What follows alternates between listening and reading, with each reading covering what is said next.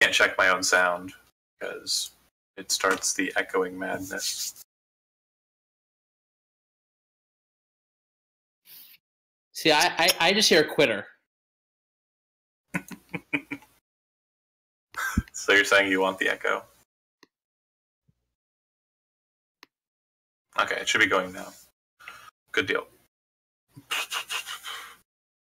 Everybody just say something real quick so we can kind of catch it. See if it's working. Hi. Yay. Hey. Hello. Cool. Jeremy, did you hear all of them? It's still loading in. Give me one. Sure. Ooh, I have 4 pieces of bark. Oh, you got a bit of a delay, I see. Yeah, 10 seconds.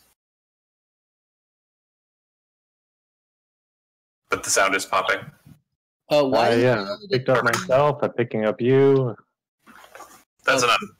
It'll just be me and you. But no, okay, moving on. So, everybody who has entered into the cavern camp or has been here through backstory, the individual named Melech comes to you and asks you, or you come to him and ask him in your own independent ways if you can assist him in his survey team. On the second day of the month of Ryan, you set out into the city of Dighgrum. In your investigations, Melech, you have kind of ciphered out about where you'd be able to find some libraries, which is kind of key for you to learn a little bit more about the city and find out more precisely where things you want are. And the main place that you kind of catch on to is very similar to the town hall location in Hilton. It's right inside the city. Typically, when people enter in, they would enter in, being greeted by a census officer or someone to basically track their entrance into the city and make sure that they were recorded. You feel that that's a good place to start, because it would give you an idea of what might be in the city or what was left behind when the city was destroyed. Got it. A quick question. It only says I have 3 issues of Bardic Inspiration, but now I have 18 Charisma. I should have 4. Okay. You should be able to change that in the edit mode. Just change the values. Oh. Yep. I think once you pumped your Charisma, it didn't automatically adjust it. But yeah. Oh, there it is. Never mind. Good. We'll do a quick character introduction since everybody here is new. And we'll lead with you. Go ahead and tell us a bit about Melech and what they would have learned about him in their very short interactions with him. Melech is not as new. He's been here a little bit. He is a cloistered scholar. He's off to try to find the origins, as much about the origin song as possible. Basically, the song that created the multiverse. And so he has been going around trying to find stuff, and then in Hilton, he got bequeathed Strillic stones, which is basically some remnants of it. Big Green Dragon has stone number 7, and it's very, very scary. So he's trying to hold back here, but also trying to not die. So yeah, not dying is good. Mm-hmm. And those of you that were in the last days of Hilton, the half-orcs specifically, the Green Dragon was a part of the forces that attacked the town. All right. We'll go ahead and just do left to right process. So, Jeremy, you're next in line. Tell us about Uru. Uru is a half-orc barbarian. He happened to just wander into town 12 days ago, seemingly lost. He was excited to find people, as he had not seen some for some time. He is an acolyte following Saint Iviriu, and defends those in need. During the little celebration involving the shackling, he has accidentally handcuffed himself on one of his wrists and is looking for someone to help him take that off. Perfect. Arthur, you'd be next in line. Yeah.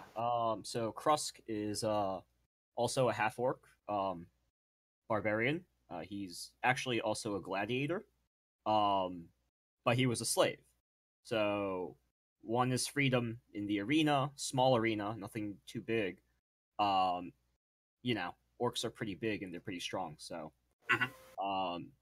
pretty natural transition. You don't really have any skills as a gladiator other than knowing how to kill other things. So, pretty easy transition to becoming sort of like a paid mercenary. And this is a job. Perfect. And just for flavor, the main nation that has slaves in gladiatorial combats, kingdom rather, is just south of the kingdom that you're currently in. Its name is Rastegar, Rastegar, and you probably would have escaped from there, adventured north, made your way, and fell in with the town of Hilton sometime during its demise. So is Rastegar like the Rome, or there's like? Without getting too deep into it, no. The Rome is kind of on the other side of the world. Parnak is like, it's kind of like a weird England. Right, with slave fighters in the pit. Well, Rastegar is just one of the 6 kingdoms, so they kind of have their own rules there. All right, but they have arenas with slaves. Right. They do have gladiatorial arenas and slaves, correct? Well, that's fine. Yep. Okay. Next up would be Kai with Boozer. Hey, I'm playing Boozer. He's a lone dwarf paladin of Agwazi. He used to be a farmer and brewer, a simple family man, but until he experienced a harrowing event, which has caused him to be a haunted one. Since then, he's taken on an oath of vengeance, and he just wanders the land, selling his brew and taking care of evil. Very good. Very different than I thought. Booze seller. And just for a plot knife, which is basically something I can use later on, the reason you were probably traveling down the Dwarfish Road before you kind of fell in with this lot is you had heard that there was a famous member of the Granite Brew family in the town of Hilton. His name's Bunder Granite Brew. Okay, I'll make a note of that. So could you spell that? It's in the chat. Thank you. Yep, no problem. And last but not least, Sear-Sha. Nat, that's your character. Hello? Natwynn? Hold on, it's not working for some reason. I don't know what's going on. It doesn't like you. We always have audio problems. Like, probably 3 out of the people here aren't being recorded in Twitch as it stands, but it's okay.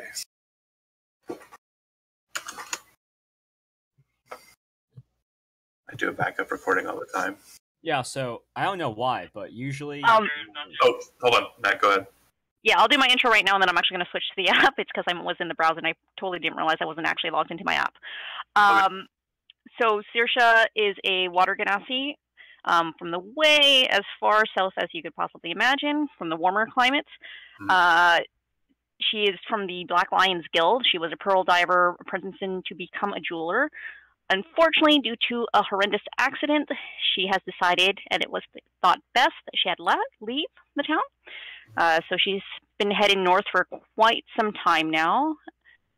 She heard about some issues that were happening, and that had led her to the camp, and she's just kind of hoping to start a new life. Okay. Let's see. So you probably would have... Go ahead. No, continue. I'll tell you after. Okay. You probably would have came along the same route as Boozer. Probably not at the same time, though.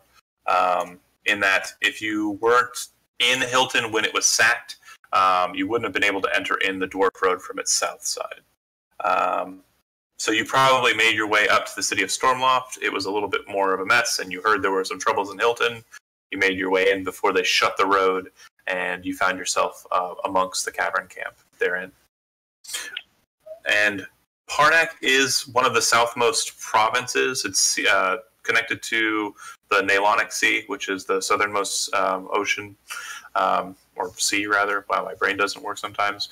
Anywho, so you probably came through there up into the Dragon's Bay and moved through the Giant's Piss, which is the river that runs through this kingdom, up that river to Stormloft in their end. Do you mind spelling out that province in case I have to refer back to it later? And I'm actually going to switch to the app so I can actually use my mic. Go ahead and switch. And it's in the chat. Cool. Okay, so that said, so Melech is keen on going to the specific location that he feels has kind of a reservoir of information and lore based on what he's seen of the city, knows about dwarven cities, and can kind of outline from the other survey teams that have passed near it. The area that you kind of move to, as you guys are moving across the way, the first thing that you realize is that all of the ground around you seems to have kind of a slickness to it. It kind of inhibits movement a bit. You are technically moving on difficult terrain. And being in the cavern camp for a couple of days now, you would have realized that there isn't much in the way of water. So what water you have in your water skin was bequeathed to you by Maluriel, who is the camp's cleric. And she would have basically said, use it sparingly, don't overdo it. Unless you have someone who can create water or something to that effect. Real quick. Good. So, like, as far as like gear is concerned, like, what do we start with? So you're starting. It should be in character creation. Should tell you what you're starting with. Oh, okay, that's what we're doing. Sometimes people roll and they use gold or whatever. So yeah, there's a roll involved, but it's listed in the character creation portion. Okay. Yep. But just assume you have nothing's going to be magical, and you're a barbarian, so you're not going to be wearing armor. So yeah, right. I just right. Load up. That said, as you guys approach the building that Melech has basically said is his destination, you see. Go ahead. 1 second, I'm talking to wife. I'll mute it. 1 second. Okay. You would see that. He didn't mute. He just dipped out. But anywho, you would see that the building is actually gutted out. It looks like the interior of it is completely and utterly gone, and it's just the shell of this long building that looks like it's attached to the stone wall behind it. As you guys enter into this shell of a building, you would see that the back end of the hall has a large cleft in the stone, an open cavern that seems to lead into a cavity in the wall. And those of you that have dark vision, the first thing that you notice upon looking into the hole there, which is about 10 feet wide, is that it looks like there's a gravel path kind of leading into it, but it also looks like there's grass growing alongside the path. Do water genasi get dark vision? No, I have a cloak that I've got 120 feet dark vision, and I can see into the ethereal plane. Yes. So you would actually be able to see a bit further than them, and you would see that beyond the grass, there's some stones inside the cavity, and it looks like there's a perfectly circular, or almost perfectly circular, pool of water in the center of that cavern. Okay. So we got 2 half-orc barbarians, a paladin, a sorcerer, and me. Who wants to be the dumb meat shield to go first? I'm on it, boss. 2 half-orcs up front, or do you want to put? Was that the dwarf? That's one of the orcs. Uru just started walking in. Okay. And Krusk next to him. I'll fall behind them. Okay, and then it'll be the dwarf and Melech, and then it'll be the Genasi. So I'm going to go ahead and pull us to the map so you can see what I'm actually trying to explain to you. But you see that the water appears to have kind of glow to it, but it doesn't seem to be radiating light. It just has a kind of sheen to it that's not I water. can't see anything at all. Oh, can anybody else see anything? I could see. It's dark and dim, but I could see. Yep. I think it's because my cloak actually is what gives me the perception. No, I got you. There you go. You should be able to see everything now. Yep. So the pool there, and it looks like it has a glow to it, but it's not so much emanating light. It's kind of everybody here has dark vision. It's a good thing to have. It seems to just have a kind of sheen to it. It's not quite crystal clear water, from what you can see. In your dark vision with no color, it just looks like water, but it has a certain kind of, I don't know, shine to it. Am I able to inspect it? Like, just because I myself am water and I'm from a water tone, and my whole backstory is water related. Am I able to tell anything specific about this water? If you get closer and inspect it, that would be fine. But make me a perception check before you do that. I was going to say Uru was just going to walk up and dip his hand in. Okay, perfectly fine. Go ahead and move yourself where you think you'd be. You see the half-orc Uru walk over, put his hand in the water. It has a very clean feel to it, and it's cold to the touch. What check would I make to try to figure out what's going on here?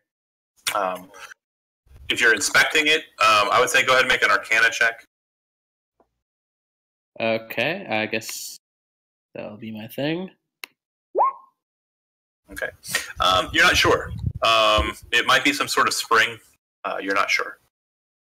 Yeah. And Nat, did you make a perception check? Oh, I did. I accidentally whispered it to myself. Sorry. It's okay.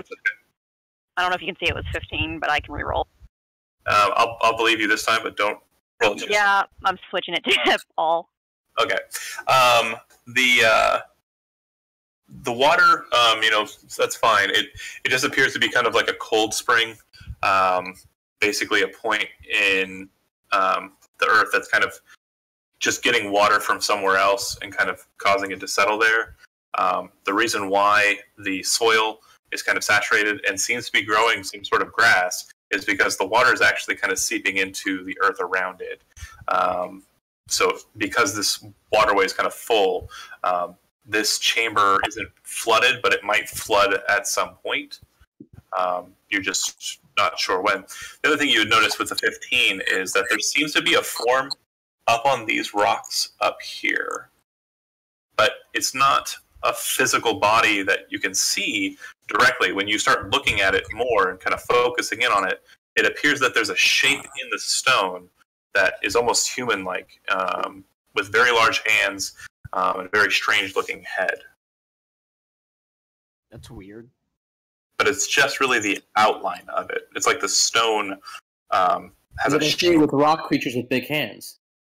Yeah, they appear to be like rock creatures with big hands, but to her, as she's staring at it, it looks like the stone just has like a pattern to it that makes it look like a... You guys don't see it, but she does. Uru dips his hand back in and then pulls the water to his mouth and has a drink. It tastes fine. It does not taste like the water you presume all the water outside tastes like. I will point out the figure to Melech and see if he's got a better idea, since he was the one who brought us out here. What the heck's that? Mel, make a perception check. I'll give you advantage because someone's trying to point it out to you.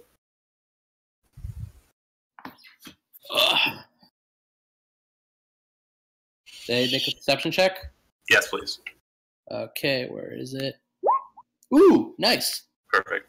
So you see a form. I popped it there. Kind of up on the rocks. Probably about 10 feet above the water.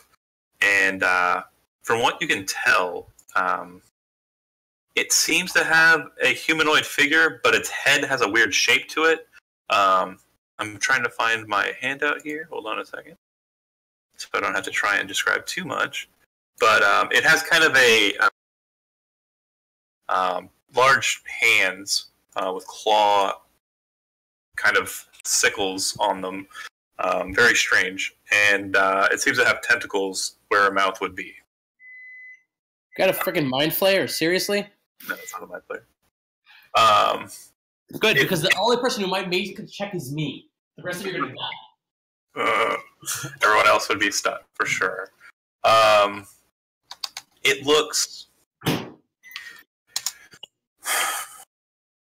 My computer is being difficult. It looks like this.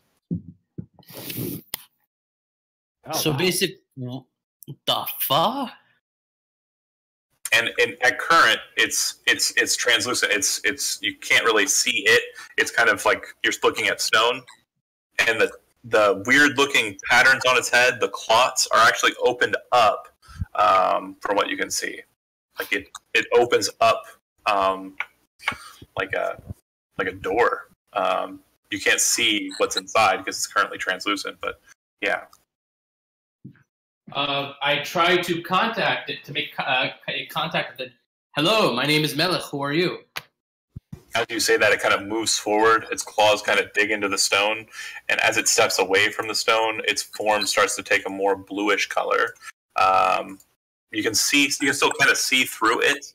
It has an almost like watery looking shape, but from what you recall of aboliths and aberrants, it appears to be some sort of servitor of the sleeper. Its head slaps back together and seals, and it kind of just waits there. Its tentacles kind of just feeling out into the air in front of it.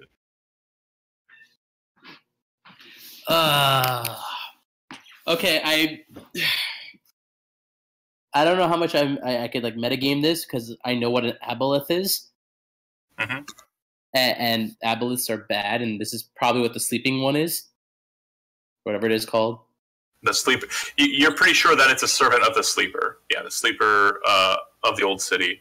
That's the thing that's like the main villain. From the reports that you got from the last survey team, it's definitely an aboleth, and it definitely has servants like this. Does it look like it's being mean to us or questioning us, or we could kill it, or I don't know. Real quick, we'll go ahead and move through the group just to see if there's any other reaction. But in the meantime, Eli, make me a insight check.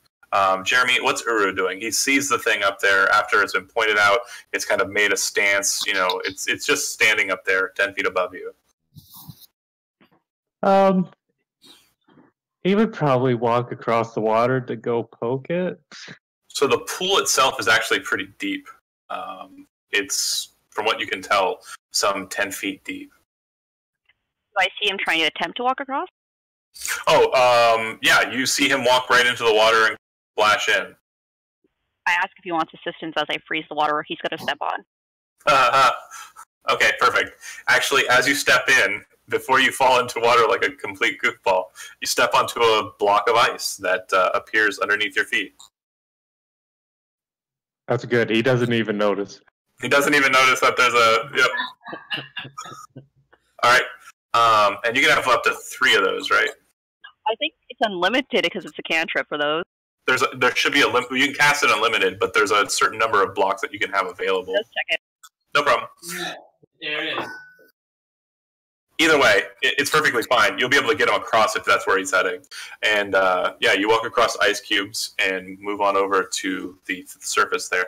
The portion of the cliff that you're looking at is about 5 feet up, so you're going to have to kind of heft yourself up onto it. Yeah, as I'm beginning to heft up, I'm kind of holding my hand out and just making those, every animal makes that noise signal, like the... Sure. Yeah, little buddy.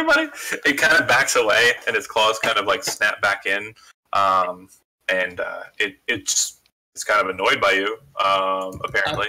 Before we continue, who's this again? Uru. Uru.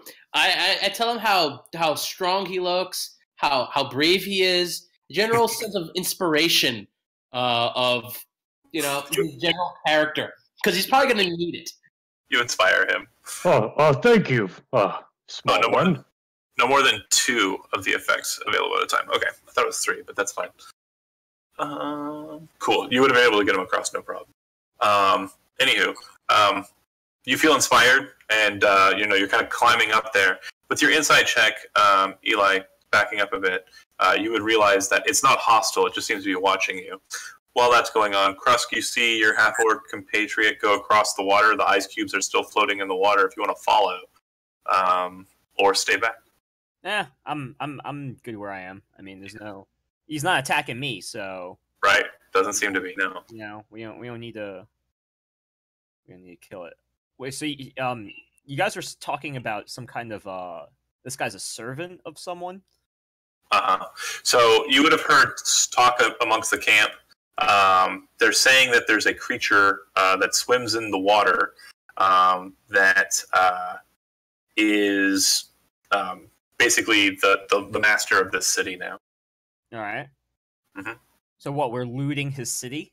No, you're trying to take it back from him. He's an evil creature. Oh, okay. So he looted the city, and we're trying to reclaim it. Correct. All right. All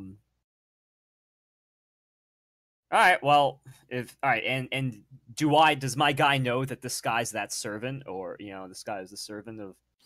You wouldn't know much about that. All right. Yeah, you would just know that He's just staring at us creepily. and Mel, you're the dude who's running the show, the guy who kind of brought you guys out here, the bard. He is watching this thing very intently. All right. Well, I'll just stay where I am then. Okay. So... And Boozer is kind of staying. It looks like you moved to a position towards that rock. What are you gonna do?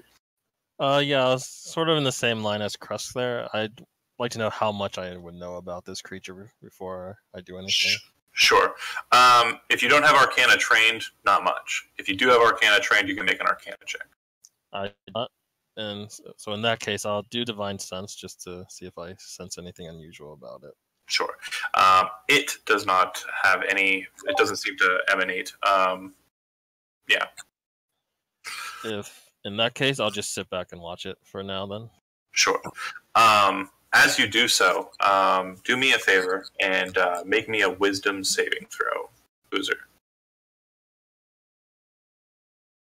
Thanks. And real quick, just so we've got it set in your character sheet. Click on the cog and select roll 2, because there's going to be times where you'll have advantage or disadvantage, and I'm not going to tell you. That said, what's that, roll 2? Yeah, up in the top there's like a cog, and then on the top right there will be options for rolling. Yep. Anywho, as you're kind of looking at this creature, Boozer, and kind of like investigating it with your paladin sight, you get this very strange sensation, and you see a form underneath Uru's position, kind of a dark form, kind of manifest, and it looks at you with 9 bright red eyes, and when it does so, you feel this just strange void kind of enter into your head, and when you open up your eyes, blinking them open, you're in a completely black space. All of the people that are currently with you are not there. And the ground that you're standing on is like water. But in the ground, or in like outset before you, is a very large creature kind of coming up out of the water. It has a boar's head, tentacles kind of coming out of the sides of it. And it seems that worms kind of are crawling out of its hair. It looks at you with its bright red eyes, and it says, "Interloper, you come into my home. You come into my home with this fear. Leave this place."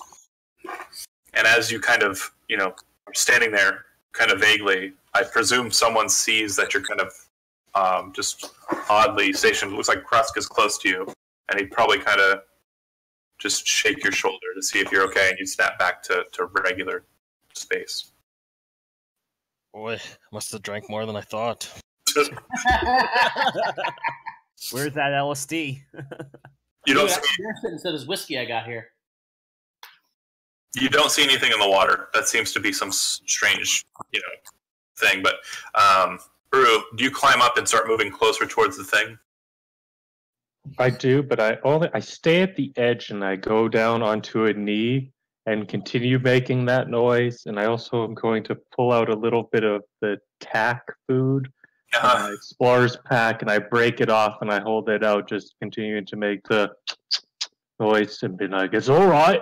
Not here to hurt you. Just curious. Come on, take a little bit of this." We have an English barbarian. Love it. As you kind of do that, I'm going to let you make, not an animal handling, because it's not really an animal, but go ahead and make me just a charisma check. Persuasion. Sure, persuasion. Wow, pretty persuasive. It kind of snaps forward. Are you holding the food, or did you set it out? It's in my hands, just a fair-sized chunk. You feel slimy, wet tentacles kind of slap out your fingers and hands and just pull the food away and move it towards its lamprey-like mouth inside of its tentacle face. Oh, that's a good boy. Oh, do you enjoy that? You want a little bit more? As you say that, its head opens up again, and now that it's not like stone camouflaged, you can actually see that inside of that, there's no eyes. It's just kind of fleshy membrane. And as you say it, and it's kind of like inspecting you, it lets out a... You denote that it wants more. Oh, you're hungry. I take out a full chunk, and I toss it to the ground in front of him. Yeah. He kind of starts slathering and eating it up. He looks completely distracted at this point. It looks like he's taking his time eating this portion. So do we all see this? Mm-hmm. All right. Yeah. You guys would also see that behind this rock here, there appears to be a cave on this wall. Like a small, just kind of entry space that you'd have to crawl in to kind of get into. Quick question. Does that screech that the thing gives seem like a language that it speaks? Or just like more of like a grunting animal-like thing? Do you speak deep speech? No, but I have comprehend languages. Sure. You're not certain. It does kind of sound like it might have been saying something, but it also could have been like just, sometimes you think your cat's, when it's meowing at you, you think it's saying something, but that's not a language. Wait, is this guy an animal? No. Looks like an animal. Somebody already touched the water, right? Yeah. The water's clear. Like we actually have what looks like a decent water source not too far from the town, which is kind of nice. It's colder now that there are 2 big ice cubes in it, but yeah. So we can see from straight through this all the way to the bottom of this pool here. Yep. And you guys are all looking at it in dark vision, so you're not really seeing any colors to it. But yeah, in your field of vision, it has a certain kind of glow to it. Like it just looks like it has like a more reflective surface than other surfaces. One second. I light a candle so I can actually, see. And then blink into like normal vision. Yeah. When you look at the water, it seems to have kind of like a glowing radiance to it, but it's not emanating light. Like it in itself just seems to be reflecting light. It's really hard to describe, but it looks golden, not clear blue. Basically like cat's eyes. Cat's eyes don't make light, but they radiate all the possible light around it. Correct. Golden, got it. Can I make like what would it be, a nature check or kind of check to see if aboleths have this kind of ability? Yeah, so no roll needed, but you would know that this is not within the power of a normal aboleth. Oh God, what did we stumble upon? Also, someone has already kind of like didn't someone taste the water? Yeah. Maybe. He said it tasted fine. The water outside in like the main pools and the channelways, if you guys like pull that out, it's like pulling oil out. It drips with like a certain viscosity, whereas this water has a water-like quality to it. It's not like all the water that's corrupted. And how far are we from like the main camp? Maybe 500 feet. So basically, I have to bring Fair in here the other day and have him check the water. Yes. Yeah. All right. But there is a cave just over there. Yeah, I walked toward. It's not easy to get to. You say it's like cramped and stuff, right? It's a little narrow, sure.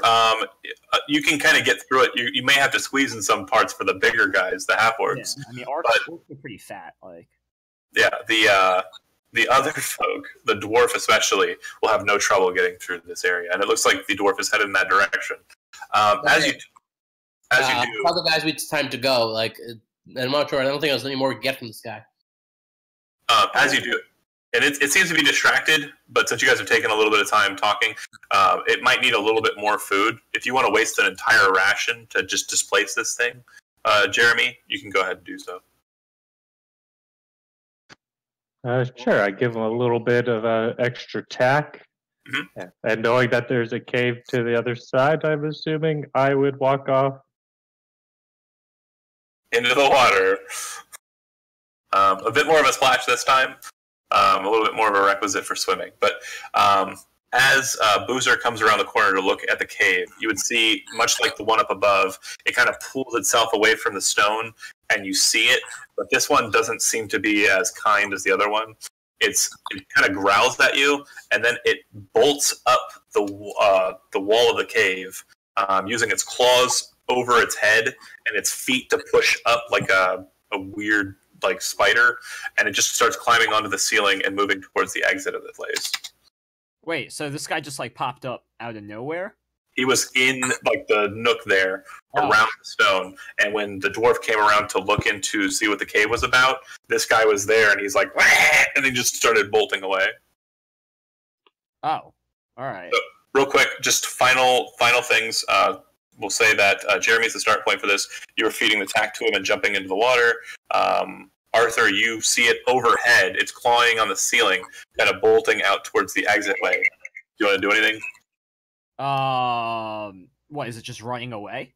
Seems to be, yeah. All right, I'll let it sit. Okay.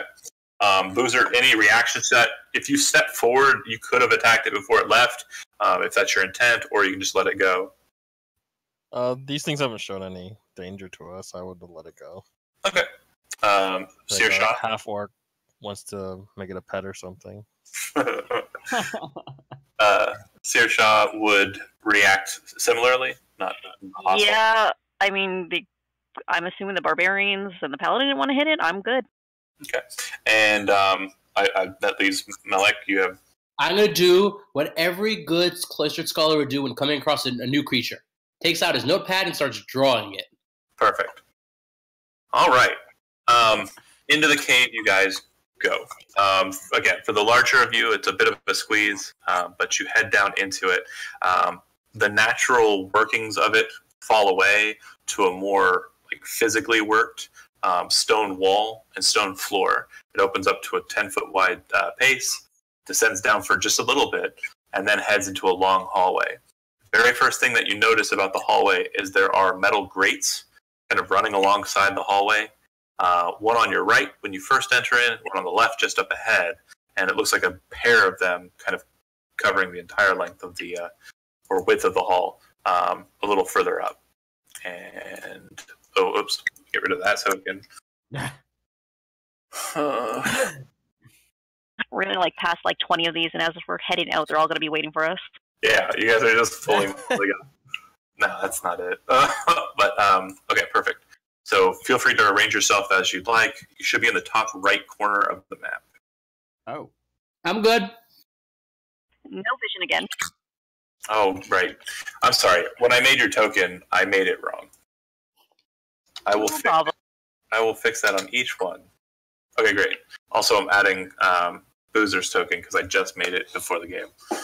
But yeah, that's what you see up ahead.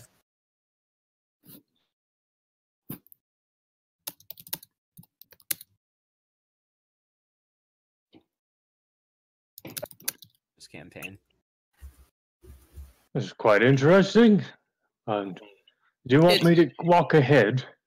Oh, did we come from the top or from this little... From the top. You guys are coming. Is that like a door there? That's a grate. Oh, by the way, I blew out my candle because I don't want to waste it, but I just wanted to see like if regulars had given me anything interesting. Sure. Yeah, for the water it did. And now because of the Gloomstalk route, I'm going to have to keep them on me because DMs are dicks. I mean, I don't know if I'm that guy, but anywho, yeah, so you see the grates up ahead. Do you just move across them as you would normally, or do you avoid them? I'm going to avoid them because I've learned the hard way. Fair. I'm kind of curious what's like what it's covering. Like, can I look down? Yeah, certainly. So you kind of like move over the grate, kind of look in. It looks like there's probably about a 2-foot drop down, and it would seem that the stone that you're on is probably about 2 feet thick beneath you, and underneath that, it looks like there is a waterway that is about a foot high, or 2 feet high. Say that again? There's a there's a waterway underneath you, basically running the length of the path that you're on, and you can see down into it with the grate. It looks like it's probably wide enough for someone to crawl in. I just like to look for dangers as we're going along here, just because this seems like a more finished area. Okay. You would notice that it definitely does appear to be a fine craftsmanship. The floors here are not covered with the slick from the cave space outside. It doesn't look like the aboleth's taint has kind of come into this place. But it does seem that there's a lot of just frost on the ground. The cold air of this place it's a bit nippy. But, we're far underground and it's cold down here? Yeah. That doesn't seem normal. Right. Sarcasm. I love it. Can I make a nature check of why that could be? Sure. Well, I mean, typically under cold earth, it is colder. So, yeah, I mean, you're not totally put off by that. It's just that there's frost accumulating, which is confusing.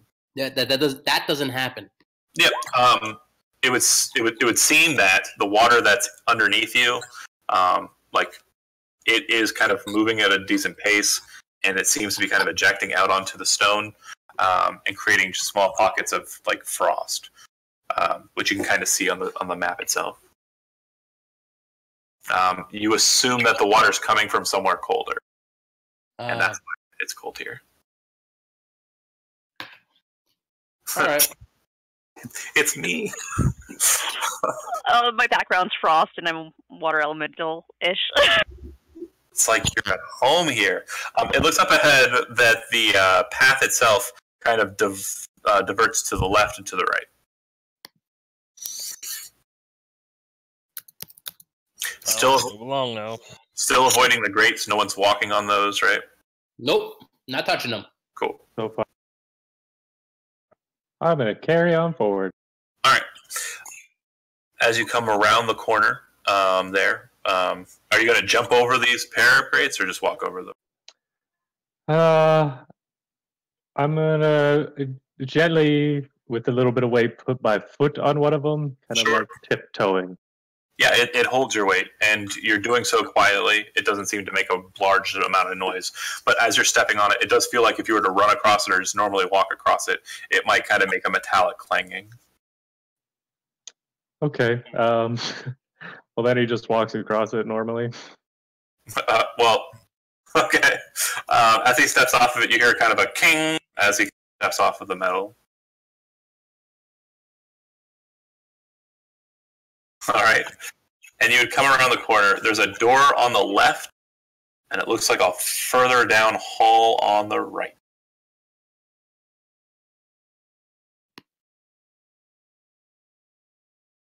Okay, you guys gotta move. I'm going to just walk, and I immediately look to my right. Sure. To the right, there is a longer hall, and it looks like a series of doors on either side of the hallway. It looks like there's a large crack in the stone further up ahead. Let's check out the crack. You won't check out the crack. This place is very interesting. I'm wondering why you needed us all along. We've met some friendly creatures. There's water here. This seems like quite the boon, doesn't it? I love it. This is why I love my meat shield. Voice. Oh, we have actual British people, so we can see how they feel it. Really? Oh, alright. I'm assuming he's not one of them, though. No. Nah. He's just role-playing as a British orc. No, for them, like 7 p.m. is like midnight. So Yeah. Orc has more class than the rest of us. Meet them first, and we'll see how it goes. The doors there, and also the crack. The crack just appears to be a large rent in the stone. Wait, let's check out. Wait, are these doors locked or? Do you inspect them? Yeah. Yeah. Okay. Which door do you want to go to? Just move yourself to the one. Let's see this one. Okay. Yeah. Oh, if I you, didn't even know those were doors. if you're going in, Yeah. you Let's open this. I'm curious. you test the door and push open the double doors. They don't seem to have any mechanism for opening them. They just seem to be kind of push doors.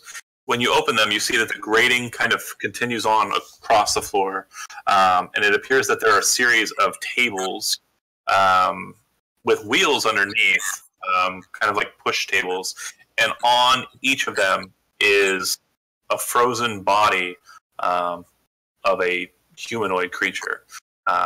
It does look like these bodies have been here for some time, but most of them are at a state of frozen where they seem to have a bit of freezer burn on them.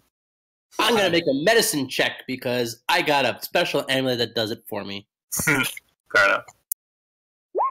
What can I tell about the freezer burn? The whispers of the Trojan charm tell you that these appear to have been dissected. Wow.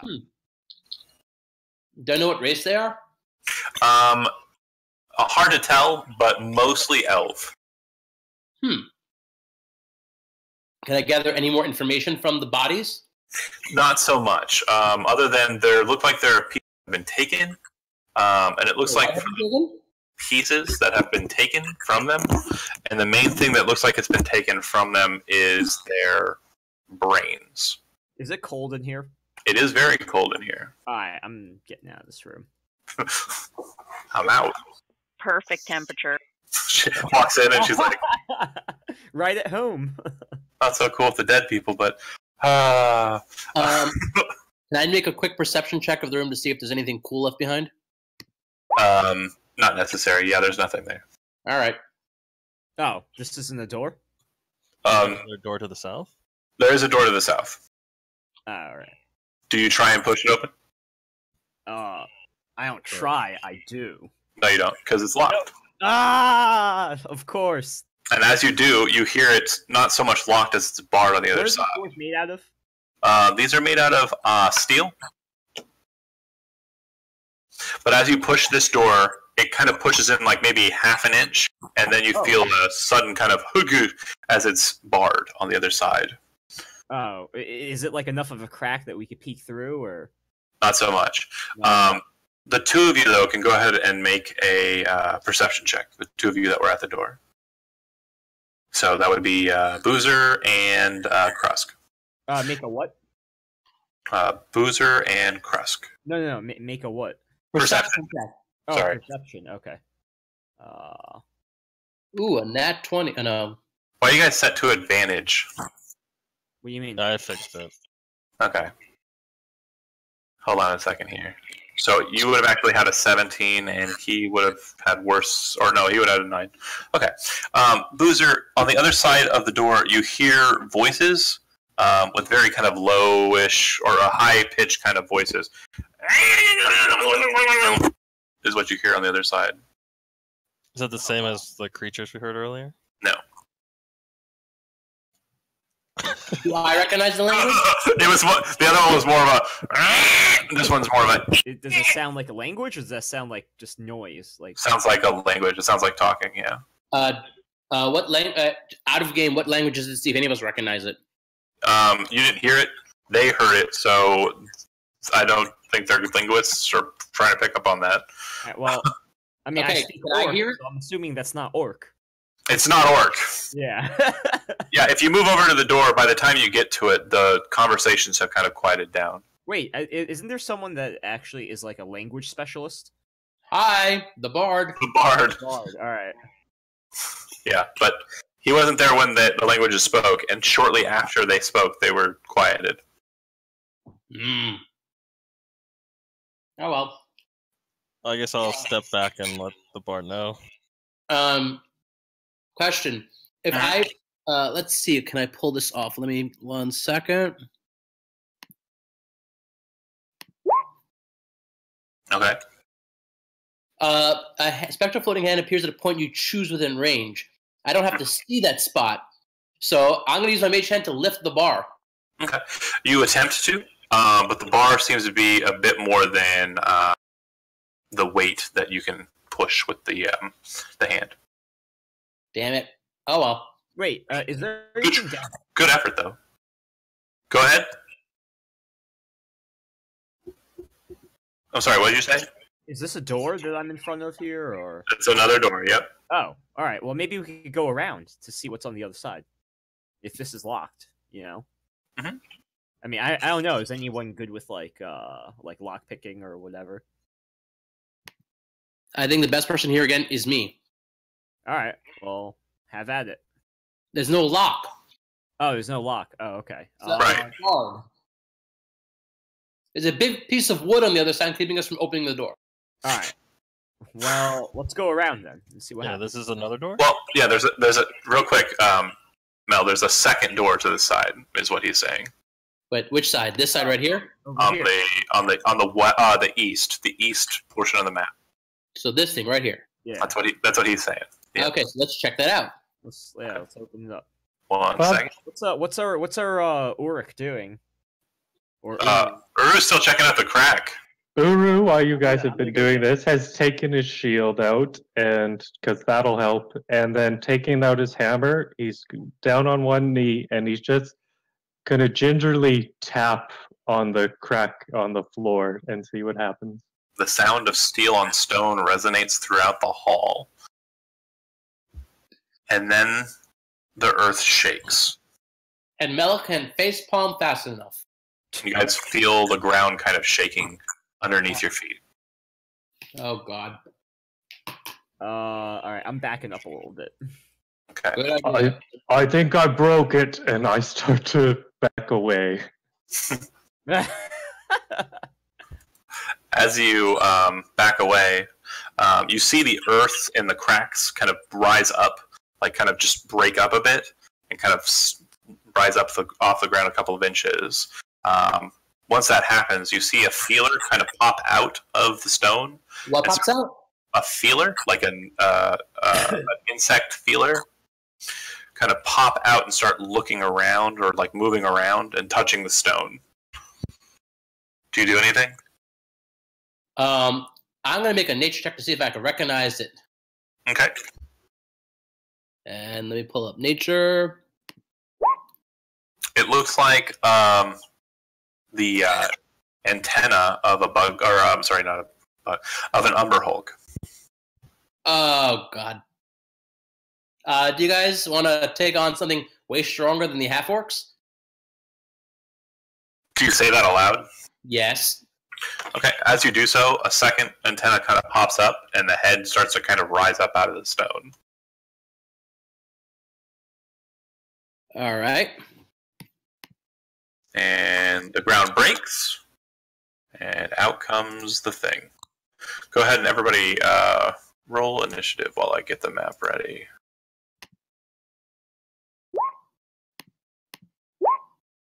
Woohoo!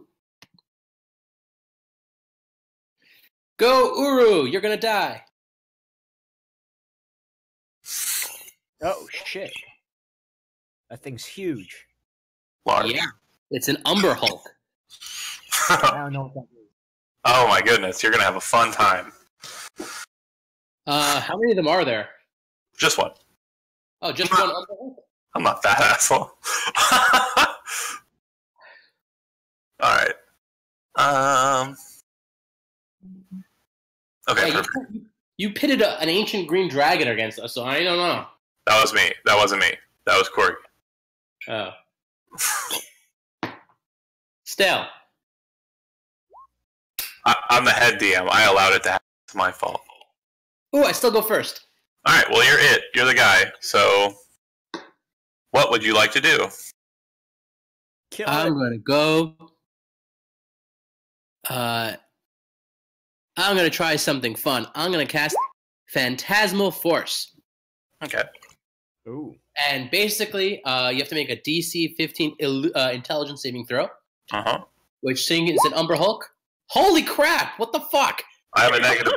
I have a -1, by the way. I know! It was a good choice, but you basically throw forward the spell, and its eyes, its two sets of eyes, kind of focus in on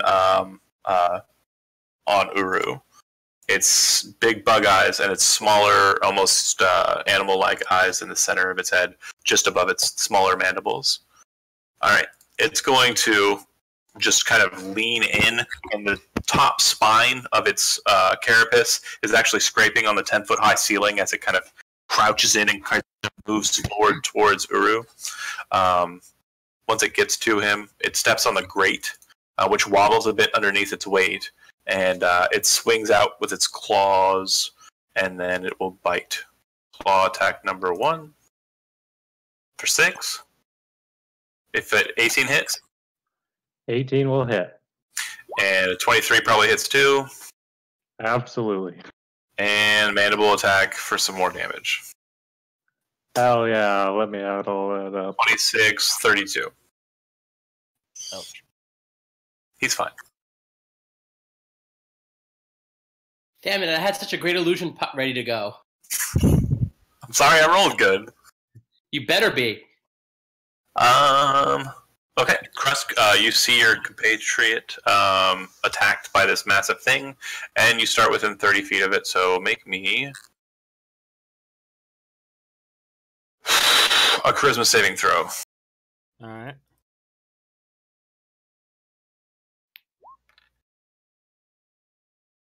Oh.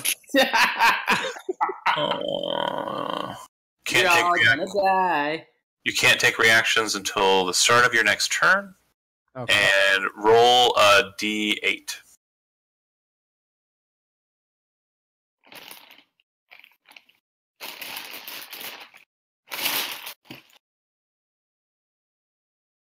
Alright, so on a 5 or 6, the creature takes no action, but uses all its movement to move in a random direction.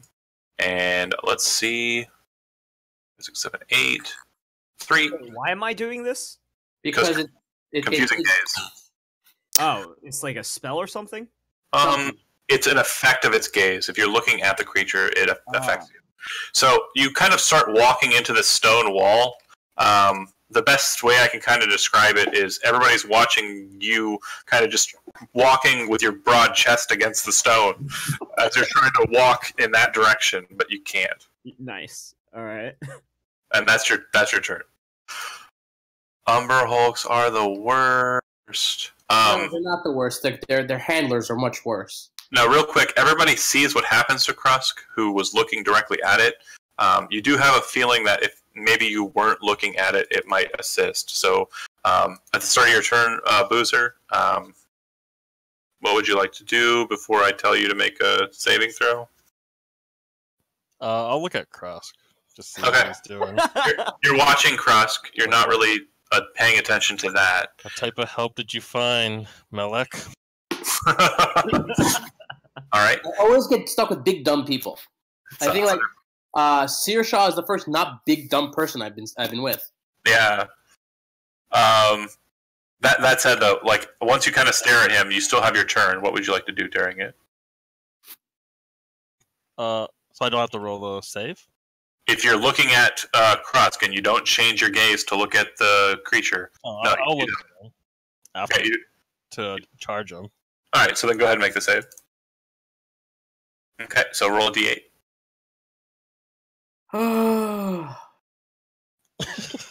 Same thing. All right, so you're staring at him, and then you're like, "This help," and then you look at the Umberhulk, and it's like, "Boing!" And then you start walking into Krusk, and you hit him, which kind of sends him going in a different direction. Well, no, hold on. I'm stealing your token. Hold on. But you walk into him, and it hits him, and then you end up here, and then he gets spun by you and ends up walking into this door.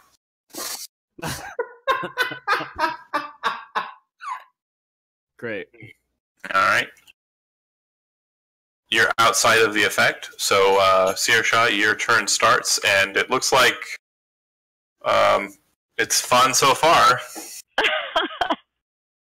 All right, I'm going to, seeing as my party is being sent everywhere here, I'm going to try to knock this guy prone. Okay. Whoosh. Wait, did you just start here? How did you get level 3 spells already? Everybody's 5th level to start. Oh man. You think I would throw a bunch of first levels in against an Umberhulk? Hey, I like I said, ancient green dragon. It wasn't me, man. We'll go ahead and say the starting point would be right in front of Uru. And dexterity saving throws. Let's see how good I am today. Nope. Of course, that one you don't know. 24 damage, knocked prone.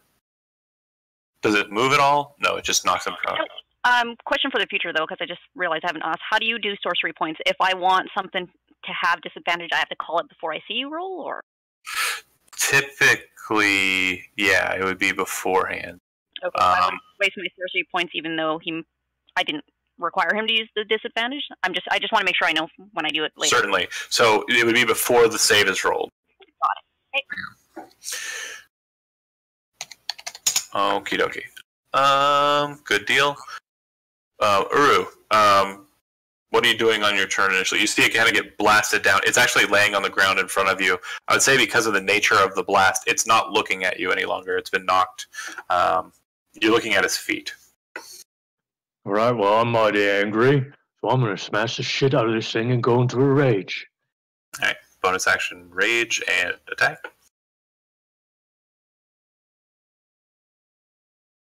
All right. So first attack is a miss. 19 misses? Oh, attack advantage because he's prone. Duh. I am definitely at advantage. So yeah, because you didn't say reckless attack, but he's prone, so that'll work. So -9 damage and minus. He's raging, so he gets plus rage damage. Yeah, that's why I'm adding 2. 7 okay. plus 2, yeah. All right, you smash into his hind quarter. It seems to be kind of trying to get itself back up. Mel, you're up. Before he gets up, I want to insult him. He is one ugly son of a bitch. High save, high save, high save, high save. Damn. Yes! Oh, wow. Critical fail. Yep, and he will have disadvantage on his next attack. You're welcome. All right. Okay. He gets back up, and once he does, he is going to... I'm going to attempt to...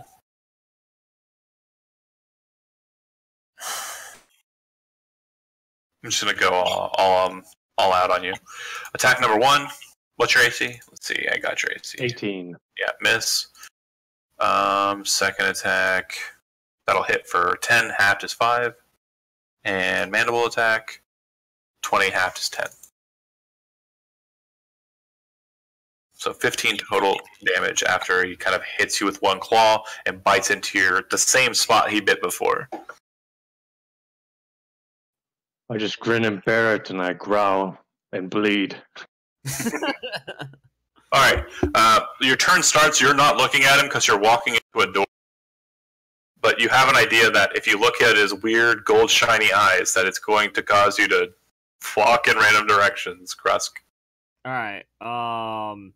So Krusk's not really sure what's going on, really, but he has like this funny feeling that he's sort of been made a fool out of. That is certainly true. Outburst, like you don't really know where it comes from, but you just feel really angry. Uh-huh. So he flies into a rage. Bonus action.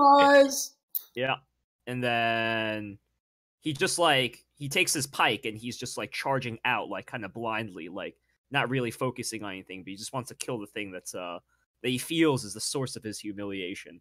I like the word blindly. Go ahead and make me a charisma saving throw. Alright. And make sure you're doing it with 2 rolls. 2 rolls? Yeah, so if... Yeah, well, you don't. I didn't say you had advantage. I'm never telling you if you do. I don't know how... So it says normal, advantage, or disadvantage. If you look to the left of that, you see where it says, like, character, da-da-da-da, and there's, like, a little cog. Oh. Click the cog. Alright. And then it'll bring up more options in the top right. Oh, roll 2. Okay. Yes. And then go ahead and click it. Alright, so now all rolls will be roll 2. Right. Okay. Charisma? Yeah, charisma saving throw. Perfect. Okay. So despite your fearsome rage and the advantage I granted you, you look directly into those big golden eyes again. Roll a d8. All right.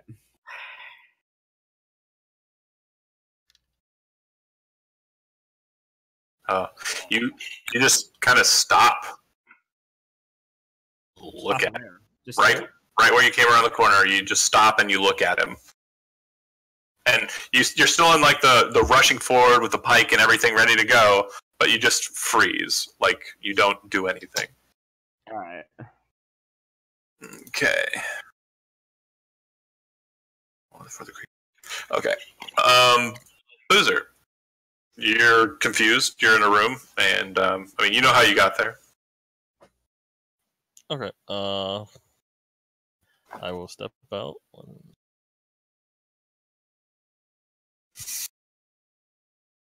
Okay.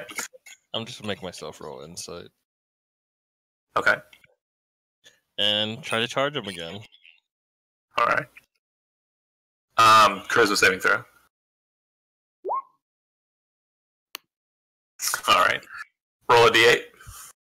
Uh-oh. Go ahead and make a melee weapon attack. All right. Does a 16 hit your armor class, Krusk?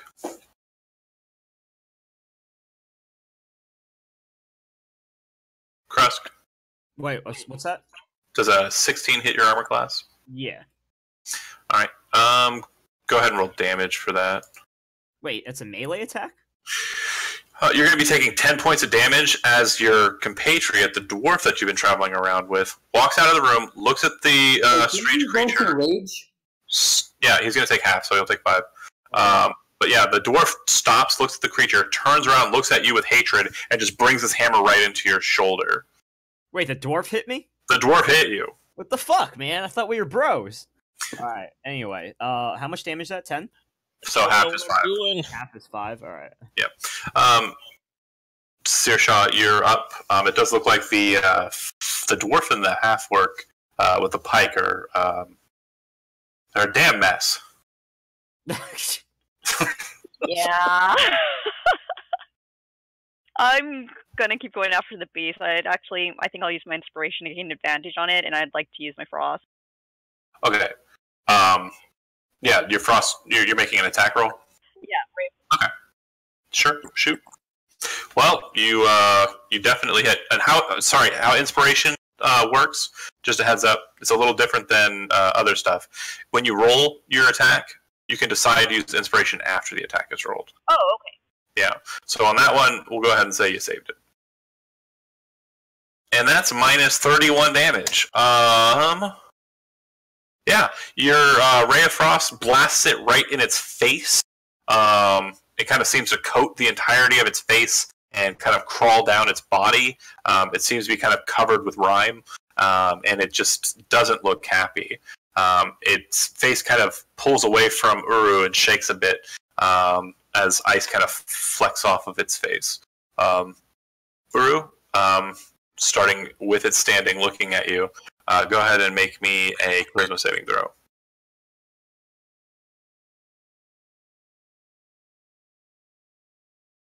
All right. Roll a d8. Oh, God. Okay. Go ahead and make a weapon attack.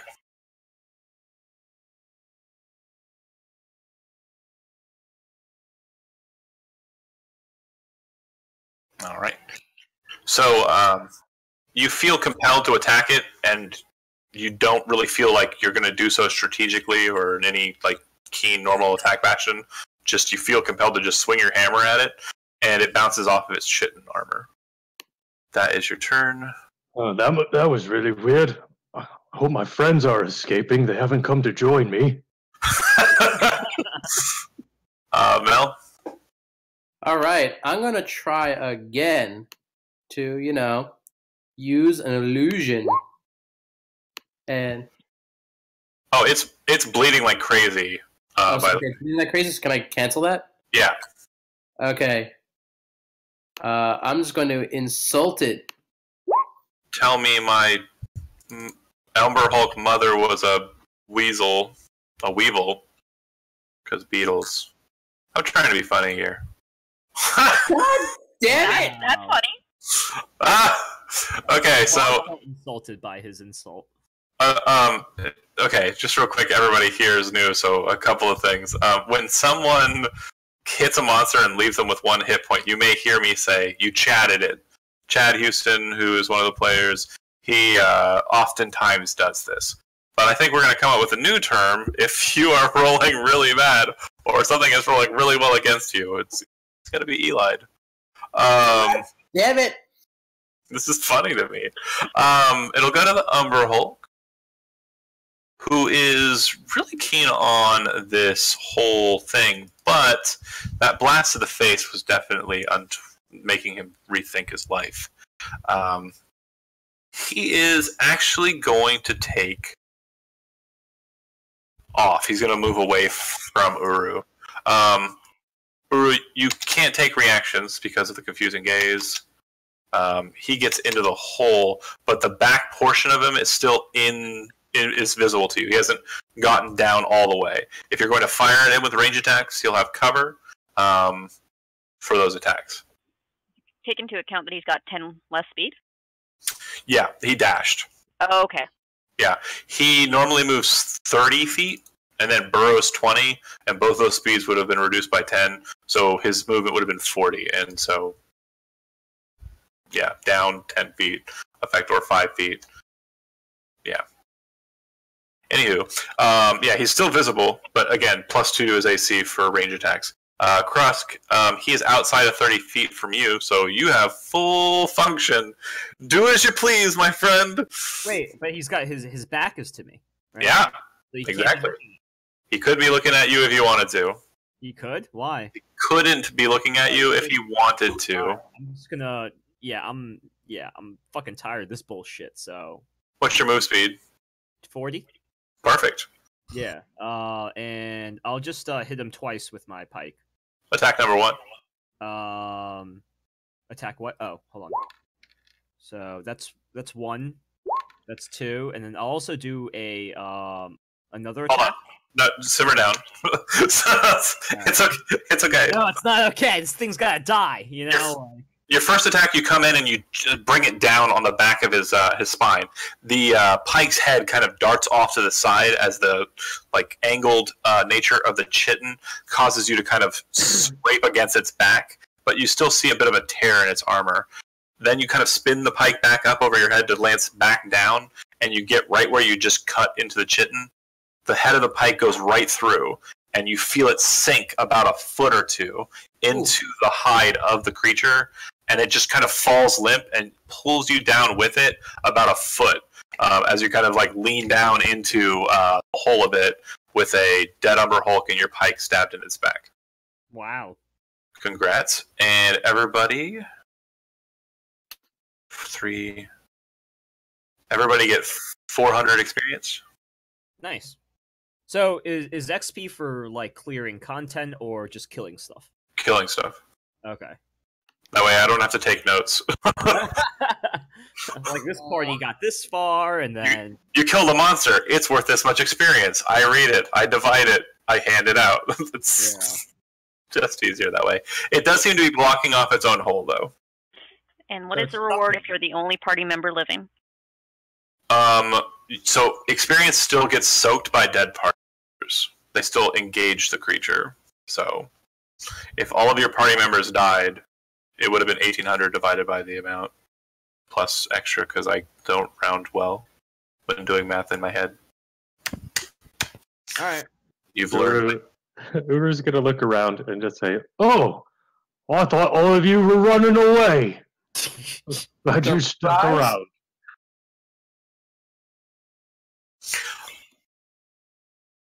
Okay. 400 experience for attacking the half-orc. Yeah, Boozer's gonna look around a little embarrassed, and he's just gonna slip away his drink he's been holding on to. I better put that away for now. I want to see if I hear anything else from... No. So you kind of listen in on the door. It does sound like there's water movement on the other side. God damn you. Alright. You guys are dropping the water and pop up the other side to get to the door, aren't I? I don't know. Can we That's open the door? You could, yeah. So you go over to it and start trying to push it open. but it seems to be frozen shut. Oh, frozen. If you'd like to force it, you can make a strength athletic. I'm gonna Now- ask the water. Yeah. to do fire too. How do you read shape water? Because it affects water. Does that include frozen water? I'd allow it. I can instantaneously cause an unlocked door. Frozen over is not locked. Correct. It's Well, open. technically, yes. It's locked by the ice, to be fair. If it was a door that could be open without the ice present, yeah, I get what you're saying. It's not manually locked. But yeah, she can go ahead and actually cause water to become, or the ice to become water. The water unfreezes. Like, you can cause it to unfreeze. I'm fine with that. So yeah, you pull the rhyme away from the opening of the door, and you manage to open it up and in. It would seem that the hall that you enter into, it's a long hall that continues on for some time, but it's completely frosted over. There are icicles coming down from the ceiling. There are actually icicles coming up from the floor that are easily kicked and brushed aside, but this room is a lot colder than the hall you were just in. The temperatures in this room are freezing, obviously. Yeah, it seems that this room, whatever is causing the cold, this place seems to have a bit more of it. As you kind of move into the hall a bit, you see that the end of the hall is actually just completely frozen over. So you're saying dead end.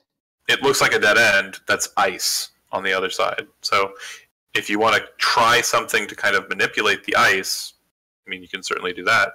You definitely do have the right person for this to do it. I'm not volunteering for that. I could do just 5 feet just so if we can see if it's just going to continuously be ice or if there's actually something past it.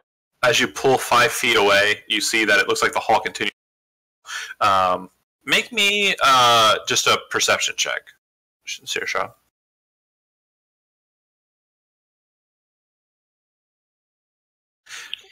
So that should be an advantage. Well, yeah, because the arcane, because of the cloak. But you would notice that the ice seems to go for a time. You're pretty sure with shape water, you can burrow, or you can burrow through it to the other side, if that's your goal.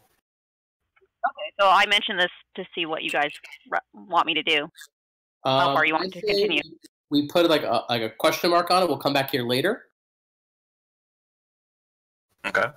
That's my suggestion because it's not going anywhere. Plus, I'm still hoping to get a really big, powerful golem to work for us. We don't need golem when we have magic. Yes, we do. We can always use more golems. All right. Does anybody want to investigate anything in particular in the room or the chamber that you're currently in? Oh, well, I don't know. I kind of wanted to check out these other doors. Okay. Which door would you like to go to next? Let's go to the top one. See what happened. Sure. When you open up the door here, you can see that the passageway with the water underneath, the running there, seems to continue into this chamber as well, but it elbows north. You also see that there's a hole in the ground that seems to drop down quite some distance. There is a outlet for the strange-looking underwater way that's pouring water into the pit, and you can hear a sickening kind of splash at the base. Mel, as you kind of come to the rim of the thing there, as you all do, come to the rim of the thing there, up above you, you can see that there are a number of pipes that are kind of connected into the ceiling. And one of them seems to be kind of dripping a black liquid into the yellow liquid beneath you, and the water is hitting into that liquid and causing it to the water almost sits on top of it for a short duration. Looks like the water is slowly sinking into the yellow liquid. Question for you. Just because it gives me the ability to look into the ethereal plane. How does the ethereal plane work here? So it works very similar in kind to probably any setting you've played in. The best way I can describe it for you, though, have you ever played the game Soul Eater? No. No. Legacy of Cain? Nothing like that? No? Nope. Okay. So the ethereal is basically like an exact carbon copy of the near ethereal is an exact carbon copy of this plane. That would be what you're looking into. So if anything were spectral, or a ghost were present, or something were kind of shifted into the near ethereal and was able to shift into this plane, you would be able to see it. You'd be able to, yeah. But yeah, what you will be able to see just fine is the black liquid that's kind of dripping from above very quickly and suddenly kind of grows into a form and slaps down at... Go ahead and say Krusk. What? The pipe is attacking you. Wait, The what? what? Do you mean attacking me? The pipe is attacking you. So that'll Can I hit. attack it back? As the pseudopod kind of emits out and slaps into you, you feel this acidic burning kind of coat onto you. Are you wearing armor? Me, no. Okay, then you're fine on that. But this pudding just smacks out at you, and it feels bad. Oh, it feels bad. It's You take acid. All right. You take a total of 27 points of damage. Jesus Christ. Yes, And- my child?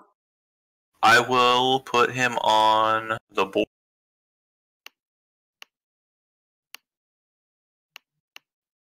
There you go. He is in the ceiling, up above you. Fuck. All right, initiative.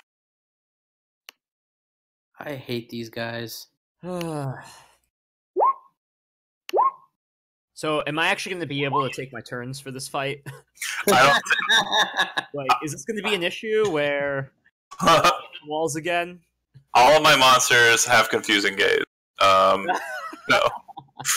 no. You should be good on this one. All right. All right. So that said, Uru, you hear a slick kind of sound, and then a from Krusk in the other room. All right, Uru's gonna run around. He's gonna be like, look in and be like, "What's going on? Is everything all right?" And I'm gonna look in and see what I see. You see a nasty black form kind of coated down from the ceiling. It looks like it's emanating out of this pipe, and a large, just pseudopod is kind of pulling away from Krusk, dripping black ichor into the pit beneath it. And how high is it? How what? High is it above the ground in the water? 10 feet above the ground, 20 feet above the water. It doesn't look like it's in range. Yeah, it's kind of hanging down from this pipe.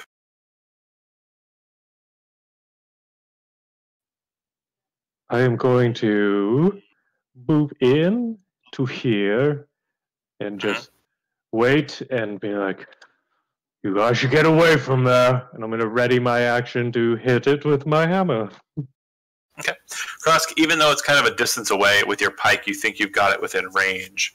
But yeah, it's kind of leaning down at you. Feel free to take your turn. Actually, make a charisma save. I'm kidding. Go ahead. Take your turn. I'll You're a poke dick. with my pike. Okay. Pike attack number 1. Yeah.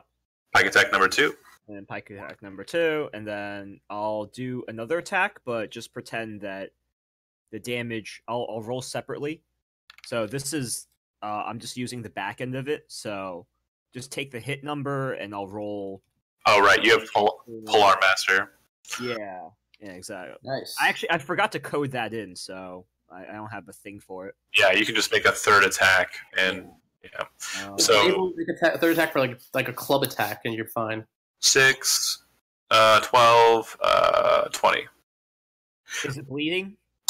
So you hit it with the pike head, and it seems to lance into the pudding and cause like So it doesn't bleed. explosions of ichor to kind of emit out.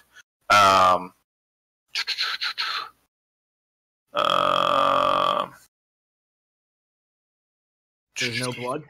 Hold on a second. As you kind of look at your weapon, you see that the head of it and the shaft of it seems to be kind of like bubbling and hissing with the black nastiness that's on it. You would note that it's not as functional as it was a minute ago. You have a -2 penalty to attacks with the weapon. Oh, great. Yeah, black oozes suck. Yeah, they're the worst. Is there a way to get rid of this, or? Repairing it. Yeah. Alright, yeah. Don't worry, I got a spare short sword for you. But I'm not making you take a -3 because you did technically hit it 3 times, but you hit it with the back end of the butt. So the butt has a bit of acid on it too, but the head's still a little more functional. Alright, I'm gonna back away. Okay. It doesn't seem to swing at you when you do. Boozer. Fight this damn thing. Things a little bit out of reach. You can see that the pipe networks are directly above you, about 10 feet, where it's kind of connected to. It's kind of hanging down there. If you want to try and reach out and attack it, I can let you make an athletics check to attempt to reach out there and do it. No, not after seeing what happened to Krusk's pike. He's gonna tuck away his favorite maul and just back up, and then throw a javelin at it. Okay. Oh, I hate you guys. Yeah, that'll hit. All right. It kind of sticks in it and kind of just sits there for a couple of seconds. As it takes as it kind of moves into its turn, you can see that the portion of the javelin that's not stuck in it falls out of it and splashes into the water below. And you hear a loud pop. You assume it kind of burning away or melting inside of the acid.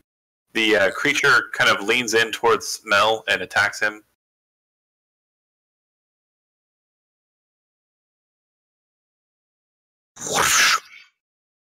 What's the 22? To hit, yeah. Is it worth it? No. I guess I'm gonna take 21 damage, and I'm almost dead. All right. It's going to back away from you after the attack, so if you want to attack, but no, I'm good. okay. Sear-Sha, it looks like your leader is really hurt. I'd like to tidal wave it so that it would fall down into the water. Perfect. I'd like to give it disadvantage. With sorcery? Yeah. Yep. Okay, so that's a dex save? I'll pull it up again because I can't remember. Okay. So yeah, you watch her kind of like reach down and kind of lift her hand up.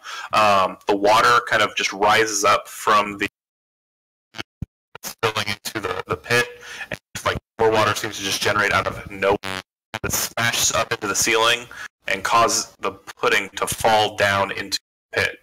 The second it hits into the pit, you hear this loud sound. She seems to have dealt with the pudding. Nice. Nice. I'm gonna run in after Mal to make sure he's okay.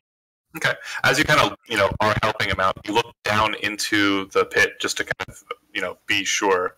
And it looks like the liquid has gone from a yellow coloration to like a purplish color. Is my spear still fucked up? Yeah. Yeah, it's a bit messed up. Alright. Yeah. Sorry. Find it. Don't worry, I adjusted my ace. Your what? Yeah, his armor class goes down because he's wearing armor that's now corroded. Oh, gotcha. Thing is, I'm getting a little bit of feedback from you at the end, or at least I am. A lot of Anyone else? static how am I doing now? A little bit better, but not great. from you. Nothing now.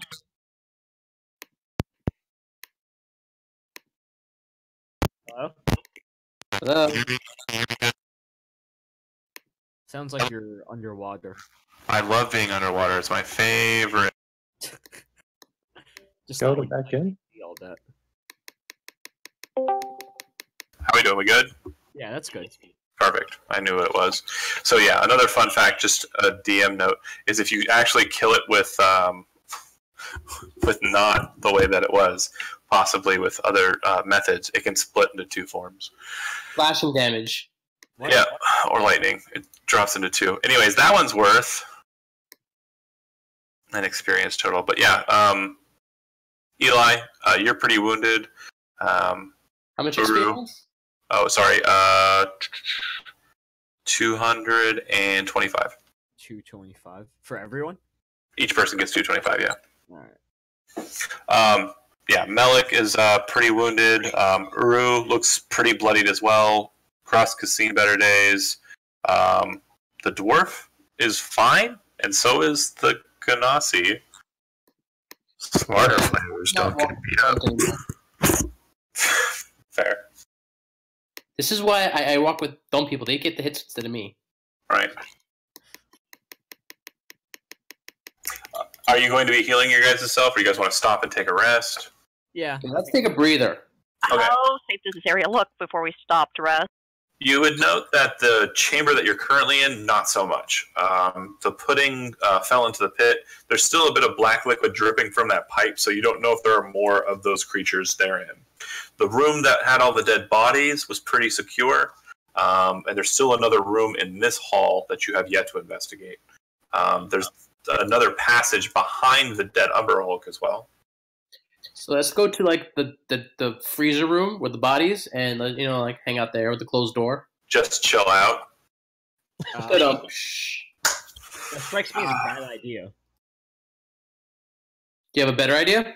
I mean, why can't we just chill in the hallway? All right. Well, let's chill in the hallway. What's wrong with the room above us? I mean, it's like a room full of dead people. Like, what do you mean? What's wrong with it? We're not going to add to the collection. What? We're not, We're not adding to the collection. We're simply going to be safe in there if we close the door. Well, we might add to the collection. Like, we don't know what's going to happen once we fall asleep. We're not falling No, you're asleep. gonna sleep. Short rest. Oh, short rest. Okay. I'm not sleeping in a freezer with a bunch of dead bodies. I'm not sleeping in a morgue. That was I'm my not. concern. All right, fine. Everybody can spend hit dice and regain short rest powers at this point. How many hit dice do you roll? As many as you like. Yeah, up to your maximum. But Sear-Sha, since you're kind of not wounded and you're not terribly put off by the cold, go ahead and make me an investigation check. Sure. Why can't I roll the hit die? I don't know. I'm clicking on it. As Uru walks in, he's just like, "Oh my god, did you know there were dead bodies in here?" Oh, crap.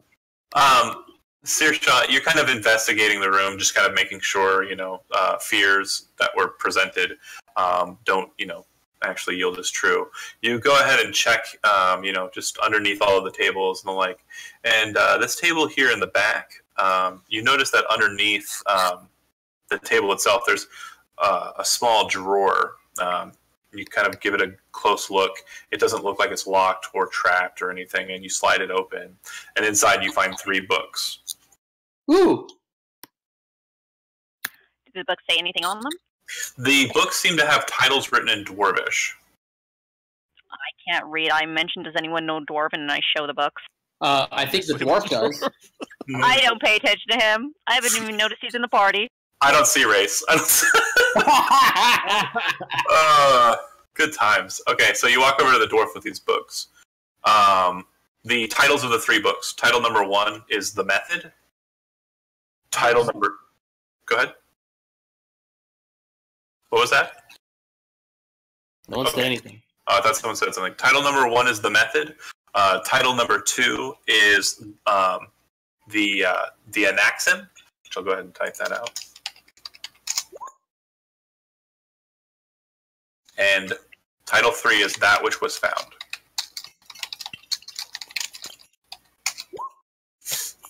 If you would, go ahead. No one wants them. I'll take them. Do you speak Dwarvish? No. Anyways, he's just taking a quick look through them and telling her what they mean. The Method appears to be some kind of like medical book, and it has a lot of techniques and stylings in it. But the thing that kind of puts you off is it seems to be kind of detailing a method for what you can see, just looking at this, of taking someone and putting them into a construct body. Oh, you fucking bastard. That's what these Go bodies are about. Number 2, the second book, which is Anaxim, seems to be detailing the city itself that you're in, Dighgrum. But it doesn't seem to be mentioning the name Dighgrum. Instead, the city's name keeps on being listed as Anaxim. But from everything that you've seen of the city and everything that it's mentioning in this book, they're one and the same. And the thing that you notice that's most interesting to you as a dwarf is that the city is actually powered by the Anaxim. Make a religion check. Boozer. Thank you. The Anaxim. So you recall the stories of dwarvish lore and how the earth came to be. Angdanuk saw the sun, rose up out of the sea, creating the first mountain. Then he gave birth to Beldendar and his wife Ukamar within the mountain, within Angdanuk. They had 3 children. Those 3 children competed for the glory of Angdanuk. Agwasay mortally wounded his brother Angum and then left the mountain and became a giant. When Angum was mortally wounded, and after Agwasay left, Agwasay, in his anger, created something, because Angum was renowned for his creations. So Agwasay wanted to create something to rival those creations that his brother made, the swords, the shields, the armor. And what he created was the Anaxim, which is a living sword, a living shield, a living armor. It is considered by most people, historically, the first golem. It is said to have the power of a god. And from what you can see of this book, the Anaxim rests in the center of this city and powers the city. Nice. I'll tell Melech about all that, but I mentioned that I would prefer to keep this book. Book? Okay. Yeah. The last book, as you're kind of looking at the title, That Which Was Found, you open the first page and make a wisdom saving throw. Okay. You feel something in the back of your head, and you hear the sound of a boar, but it's very short and quieted, and you stymie it and kind of like steel yourself against it, and then you kind of look towards the book again, and you see that the first page has the outline, or kind of like a drawing outline of an aboleth, which is like a fish with tentacles on its front end. The book appears to be written entirely in deep speech. Do I know what that thing I thought was? Was that like a curse effect, or like is this book cursed? No, it seems that something is communicating with you, and it's doing through the conduit that it did it was through the book. So is it safe for me to give this book to Melech, or You'd be fine with that, yeah. Okay, well, he dies. Okay, no, I'm kidding. You hand him over the book. It's written in a strange language. You would recognize it as deep speech. Yay! Comprehend languages as a ritual. If you were doing so during the short rest, you would find out that it's actually a historical account of a dig deep within the city at a location known as Dighgrum, mentioned as a site deep within the city of Anaxim. And it also outlines that they opened up a pool or underground lake, and therein they met their master, and therein they met their Lord. The Lord came to us, the Lord sang to us, and we became his servants, changed in his light, changed by his touch. All right. Seems like fun. Yeah, it seems to be some account of them unearthing the aboleth and it taking over the city. All right, cool. All right. You guys have spent all your short rest hit dice, looks like. Don't forget, because I'm a bard, you get 4 extra hit points. Mm-hmm. Just because I'm awesome. Okay, so you guys continue to examine this room. Again, I know that there are some people with bedtimes, so not trying to rush or anything. But this chamber area, if you guys want to continue investigating it, that might be the remainder of the evening. If you guys want to go through the ice path, that might be the remainder of the evening. Just pick one path and just go with it. Why don't we finish like the rest of the room that we were in with the ooze? Okay. Right? There's like another door and like another section of that room. It's pretty big. Yeah. Right? Okay. Alright. So you guys try and steer clear of the pit, because it does look like black liquids are still dripping down from that pipe. As you kind of step towards the door, whoever is the person stepping towards the door, you hear a sound, kind of a hissing sound. Not like an animal's hiss, more like a metallic kind of steamy hiss. And the door up ahead actually drops down. When it does, you also hear the water in the other chamber just stop. Okay. In this room, on the back wall, there are more bodies. Underneath the table on the left, and to the side of the table on the right of the room, there is a small chest.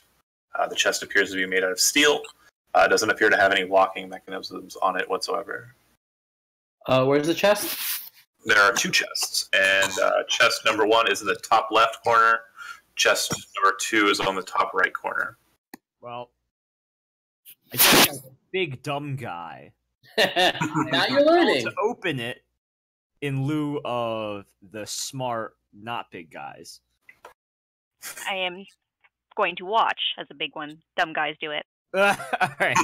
I'm gonna open the chest to Okay. fulfill my destiny as a big dumb guy.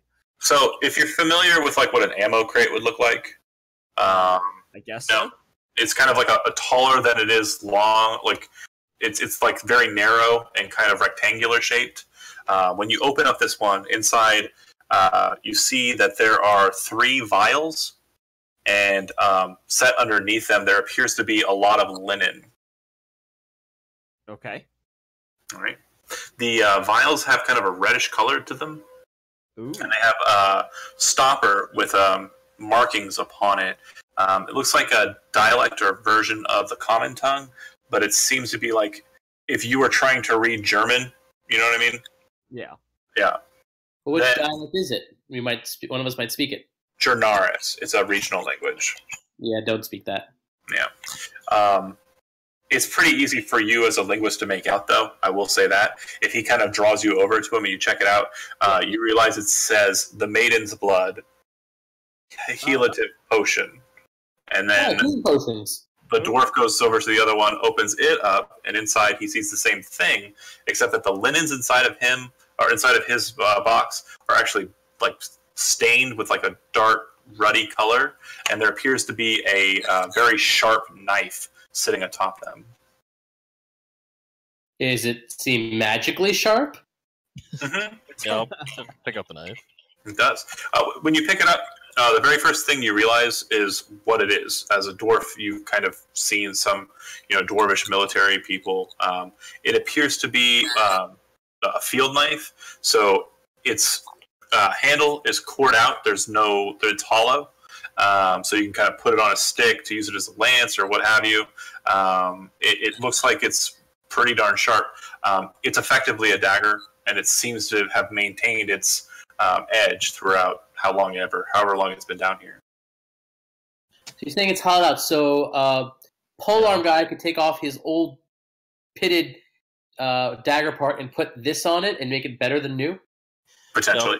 I'll pick it up and offer it to Krusk as an Aw, apology thanks. for attacking him earlier. We're even. I smacked you in the face with a hammer. Here's a knife. Alright. Apologies accepted. Krusk. And if you want some assistance from the dwarf, I assume you're going to help him put it on. Sure. Okay, Krusk, go ahead and just make me a intelligence check. Okay. You have advantage for it, but yeah, make it. Okay. All right. So the two of you kind of finagle it, and you actually break off the old head of it and a bit of the wood, which actually causes your lance to be a bit shorter. Pikes have reach normally, right? Yeah. Okay, yours no longer does. But in all other ways, it functions identical to a pike. Alright. Pretty sure we'll get you a new stick when we get back to town. We can get you a stick. keeps getting worse and worse. Alright. You know what? Forget about it. I'm just gonna use my fists. I don't need this, like, fucking piece of stick. I'm just gonna check the Sear-Sha. linen. Sorry, one question.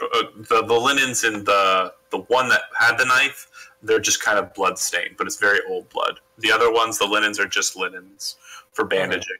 It's basically a healer's kit. The pieces inside, but it also has 3 potions inside. Alright, so... I already have a healer's kit, so if one of you guys want to take it. Yep. So what are these potions? Oh, they appear to be healing potions from what Mel says about the tops. Alright, who wants heal potions? Well, we have 3 big dumb guys. Why does each big dumb guy get one? Yeah, I guess so. I mean, using potions like what, in action, right? No, it's a bonus action in this game. Oh, it's a bonus. Alright, that makes them so much more useful. And then for the spellcasters, once you get 8th level, you know how there's normally the rule that you can only cast a cantrip and another level spell? Yeah. You can cast a first through 3rd level spell and another spell instead of just a cantrip. So okay. that's the March's rules. Is this like a homebrewed or? It's basically Tal'Dorei kind of style, if you're familiar with Critical Role at all or not. But it's only when you're 8th level can you do the spellcaster thing. There's a total of 6 potions. Correction. All right, 2 for each. Yep. And then, Sear-Sha, I need you to make me... Sorry, I keep on trying to get to you, because it's actually kind of important. Make me just a good old-fashioned just perception check. Sorry, I'm laggy, so I apologize for being slow. No worries. Okay, great. Perfect. So you remember and recall what you did with the ice in that last hallway? As everybody's kind of investigating everything else, you see the bodies, and they're covered with rime and frost. You're pretty sure if they weren't, you might be able to identify them or be able to kind of get more information about them. Okay, I will go and get the frost off the body, or one of the bodies anyway. Okay. She starts to shape water on the body and kind of like extract the ice and kind of pull it to the side in a small bit of water. And they are dark-skinned humanoids. And from what you can tell of their heads, they appear to be elves. You would presume that, based on what you've seen here, these are drow elves. Interesting. The drow here are very different than the drow you're used to. They what? They sleep. They sleep. They dream. They don't murder and kill. Oh, they're not evil. They're not evil. Well, they can be. There are nightmare sects, and then they're the dreaming, like the true dreaming sect, and then there's just like the more common neutral sect. But yeah. All right. That hit. What is it called? Anaxin? Was it a dwarven city or was it a drow city? It is this city. It is a dwarvish city. Okay, so there's a bunch of drow hanging out in a dwarven city with an aboleth.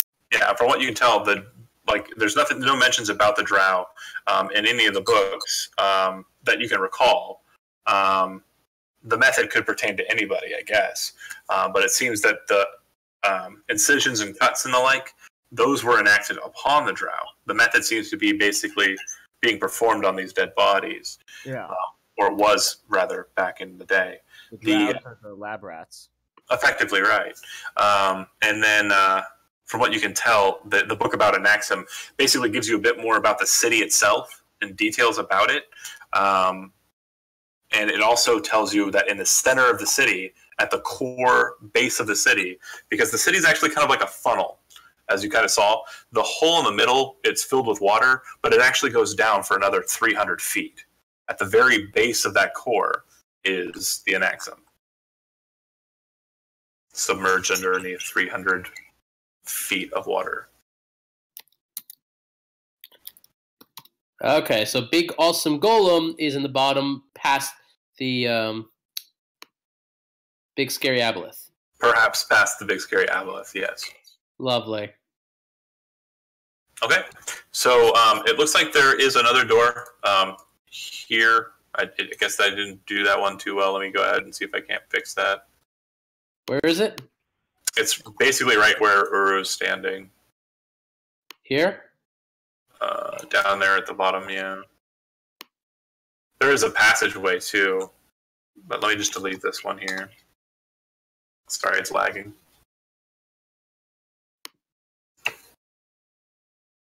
Goodness gracious, it's lagging. Oh! There we go. So yeah, there's a door to the south that seems to reconnect with where the Umberhulk was. And then there's like a small passage over here, and it sounds like there's a lot of liquid going on, and you can see pipes from where you're looking. Wait, the what you call it? The passage and pipes are here? Yeah. All right. Hey, who wants to go check out over there? Orc. Waiting for an orc to run. Oh, sure, go ahead. I was just going to go look, but not to worry.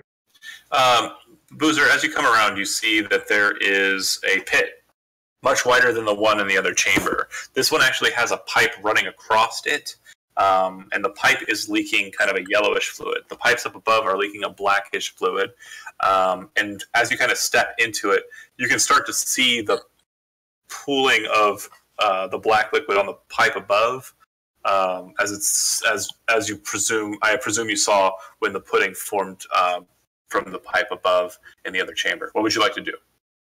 If I back up, does it keep forming? Yeah. If you get out of there, you see it kind of stop at like an almost pie-sized kind of pool of pudding, and then kind of back into the pipe. Another one of those goopy things in there. And there didn't seem to be much of anything else in there. Oh, crap. All right, down we go. Oh, wait. Oh, this loops back to the same place. Yeah, so the Umberhulk. And this is a door. Mm-hmm. All right. You guys open the door, Yeah, okay. and sure enough, there's only been half of it. You open the door, and I'm just gonna leave it at half. I'm lazy. You see the dead Umberhulk Yeah. stuck in its tunnel. It looks like there's a passageway to the south, and there's still the door that was across from the first pudding door that hadn't been opened. All right. Do you guys want to check that door out? Sure. Is this Umberhulk like stuck here? Like... It's stuck in the hole. It basically, the hole that it dug to get to you, you killed it so that it blocked off the hole. Oh, sweet. Okay. Just to dissuade people from following down the tunnel because I don't have anything down there. It's the old Gauntlet Legends trick, you know? Break the thing monsters are coming out of so you can't go into it. Yeah. Right. That's OG Gauntlet. Like, For sure. that's like really OG. Use magic to defeat death. You open up this door. Inside there's a couple more tables, but these ones don't have bodies on them. They have construct forms on them. Oh. Ooh. From what you can tell, they appear to be just kind of skeletal,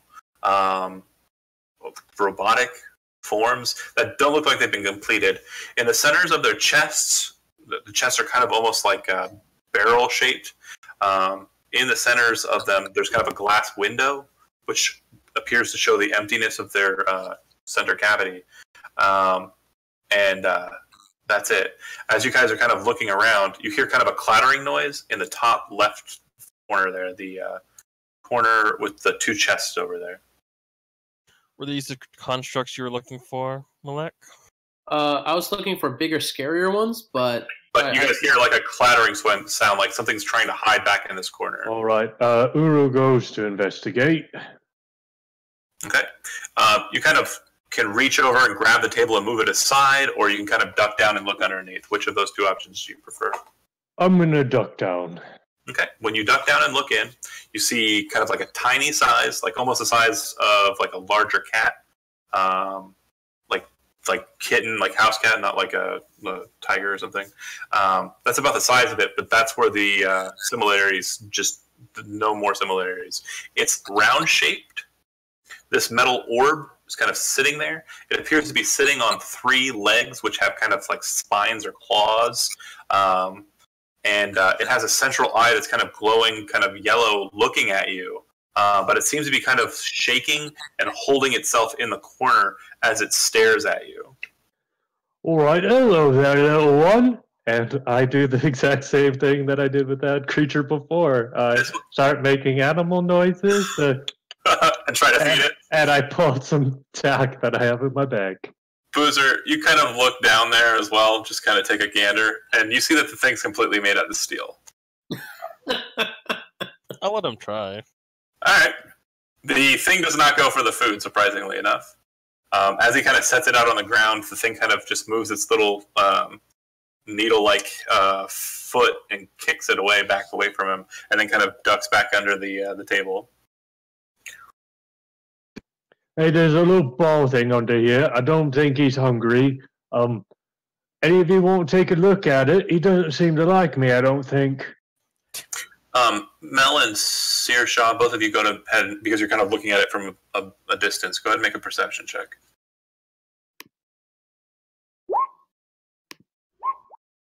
Yeah. Sear, you see on top of the table, there appears to be just a small kind of, looks like a handle of a weapon. As he's kind of shaking around on the table, that device is kind of moving on the table like it doesn't weigh very much at all. Whatever it is. I'm going to use my mage hand to pick it up and make sure he doesn't jump and grab it. And I move it over here. Did she point it out to you, or did she walk over and grab it? She gets first dibs. Fair enough. I didn't see it. I have perception of 6. Natwynn, I know your sound is probably a mess, but No, I'll point it out. Sorry, I'm trying to fix on my end here. Something's acting up. Sorry. no worries. So yeah, you mage hand and grab it and move it away. Are you bringing it over to yourself, or are you just away from him? Right here, because I don't know if it's going to try to grab it. It's going to go off. Yeah. So once you get it over there, you can see that the device catches the yellow eyes and attention. It's kind of trying to look past Uru, and it's still kind of shaking, but it seems to be like looking over at that like it's important. I'm going to start talking to it like nice and gently. I'm going to cycle through the languages that I know. Just picks up on anything and recognizes it. Doesn't seem to respond. Okay, 1 second. Let me see if this would help. And I am drawing this eyeball thing. I just didn't finish it. I had a lot of work today.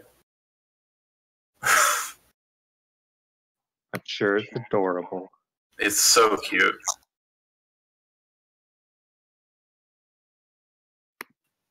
Why can't I cast comprehend languages? It doesn't seem to be talking. I'll see if I could talk to it.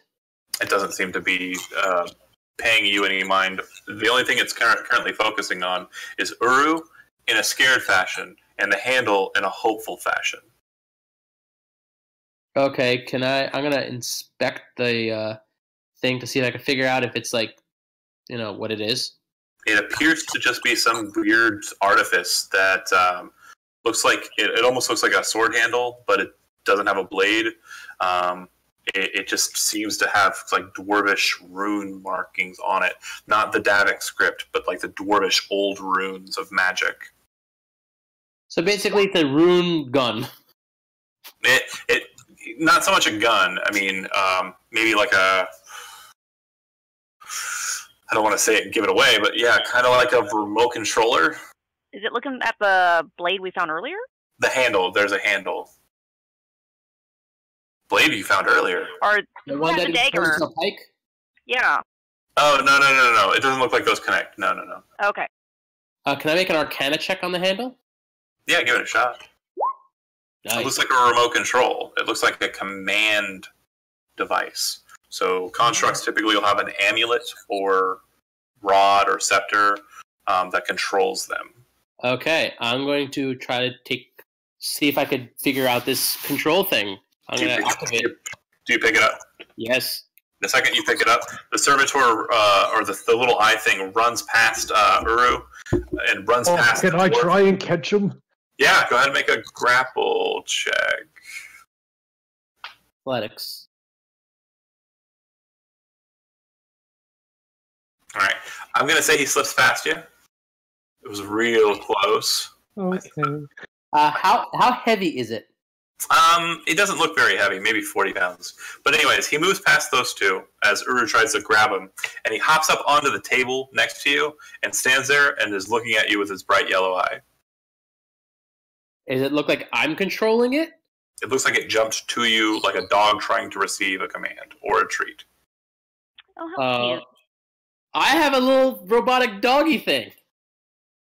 I try to see if my commands affect the thing. Like I don't know.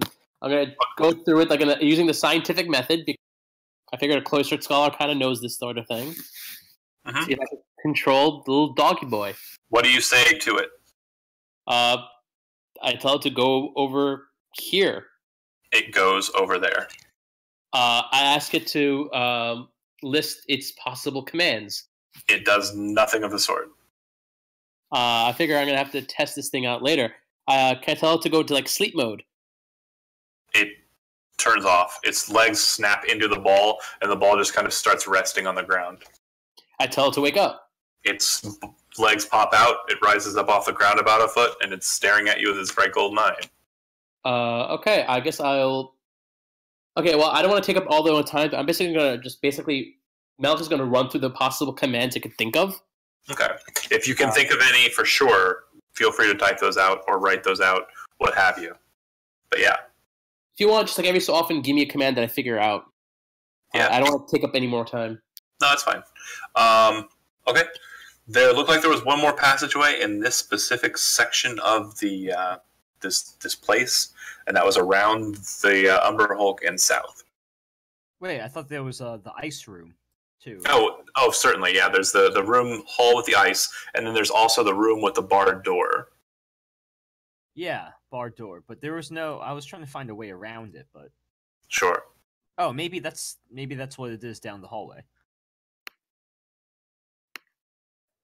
Melech, real quick, do you mind if I take your new puppy for a walk every once in a while?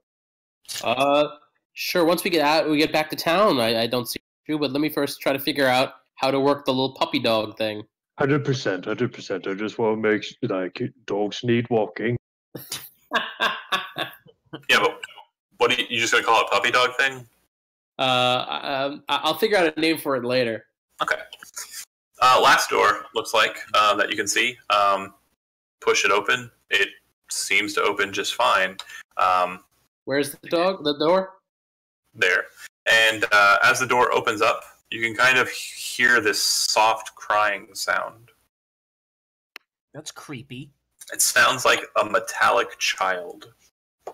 Okay, that guy somehow became even more creepy. Hello? All right, I don't know about being here, guys.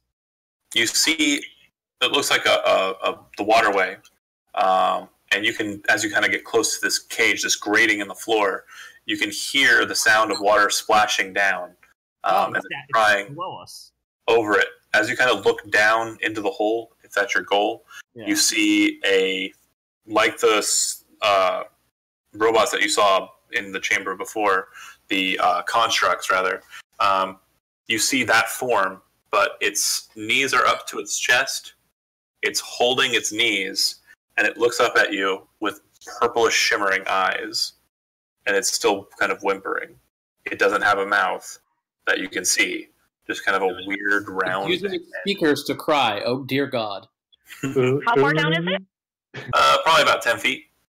Uru's gonna put his shield and hammer away. Down and see what happens. You're gonna do what?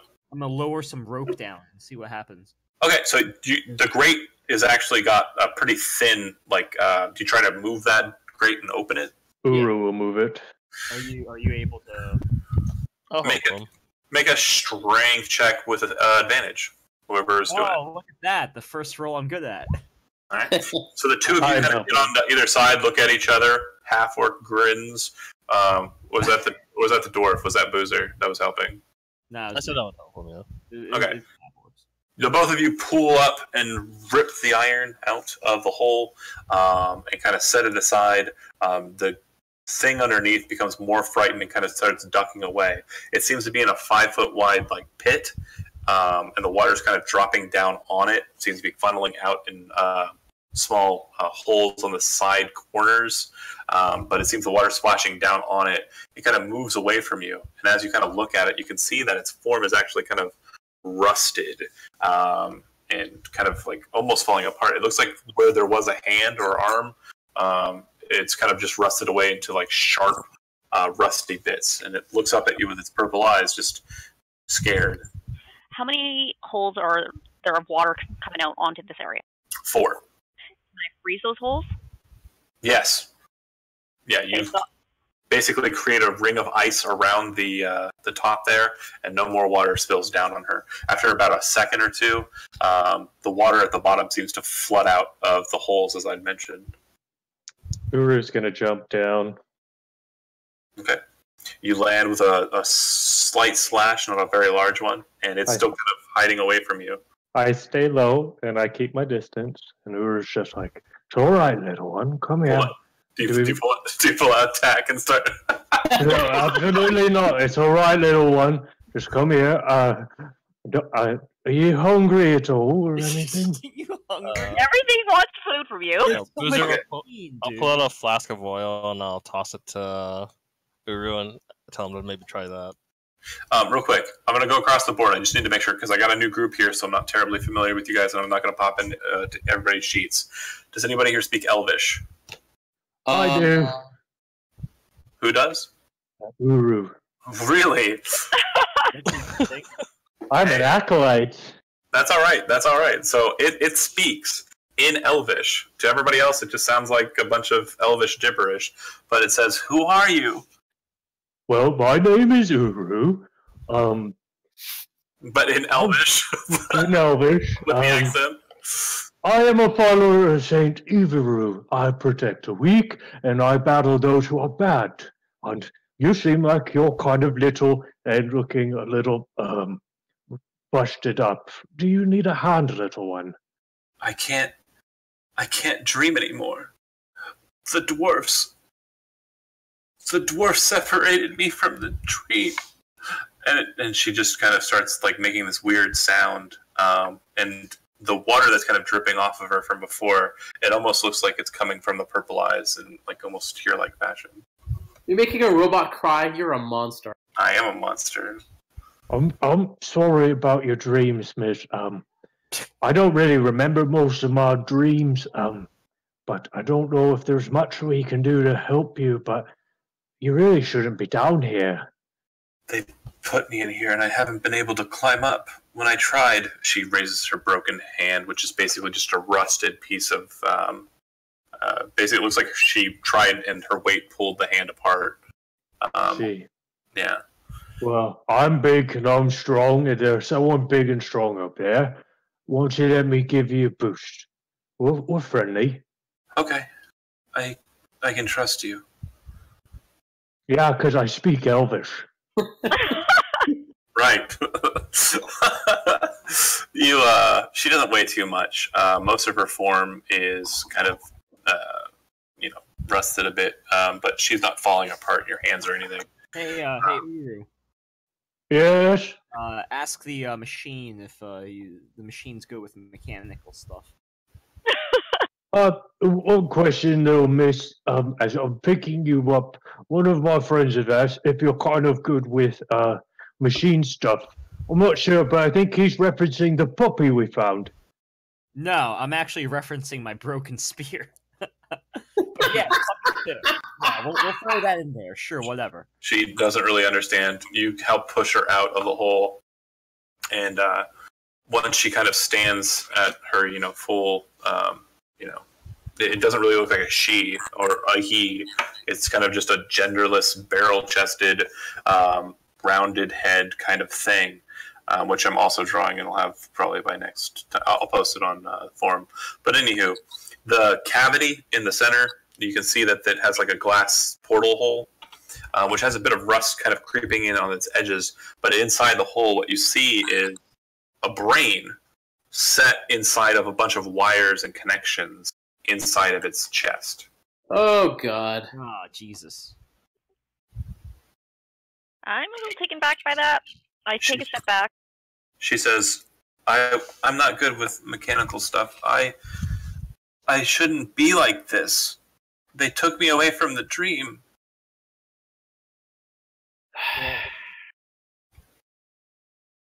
We were just going to do a quick check in the bottom of this water. Am I noticing anything else? Bits of her that have kind of, like her hand. All right, I start picking those pieces up. Okay. And then I'm going to jump out and pull myself up. Okay. Yep, no problem. So you have and this is actually pretty good because it's about 10 o'clock. You guys have effectively a hostage. Not a hostage, but a captive that you might want to return back to the camp. So that makes good sense for a stopping point. Wait, go ahead. So like, what is like is that what like you guys are looking for? Like one of the No, it's not what we were looking for. It basically what I set out to find was like the library of this place and the golems that like guard this place. That's not one of the golems. We have a little golem. Yeah, basically from what John's describing, they weren't golems in the old-fashioned sense where they put an earth elemental spirit into a body of iron or clay or whatever. They decided to take the brains of the drow and put them inside mechanical constructs. Right.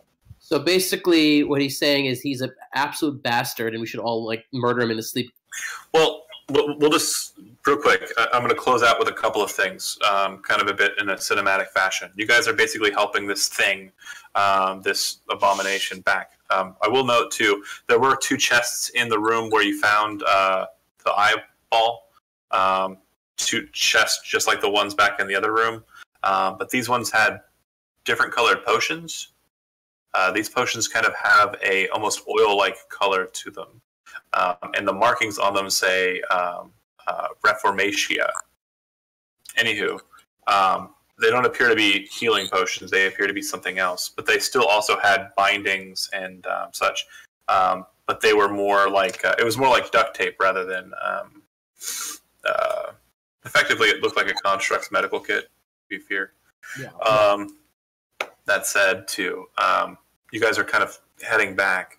Along the way, or once you get back to the camp, Mel, you kind of inspect the book and learn a little bit more about the method. And it seems that the brain of the person, according to this method, is used as a soul, like, capturing device. Basically, they pull the soul out with the brain. But it says in the method that they're supposed to clean the soul and allow the essence of the soul to remain, but the actuality of the soul to continue on to the next life. Basically, you understand that there's unborn souls, souls that haven't been given a life or personality or any kind of demeanor, and then there are souls that have life and memory and function. This girl appears to have been made without following the method all the way. They did not make, and from what you can tell of the method, is they were making slaves out of the captives that they had. I see. Okay. All right. Can I quiz her on like the history of the place as we walk back? She doesn't seem to know much. She tells you that she was dreaming, and then when she woke from the dream, she was in a nightmare. Her body was being cut upon. And then when she woke from that dream, she could dream no longer. And that's where you found her.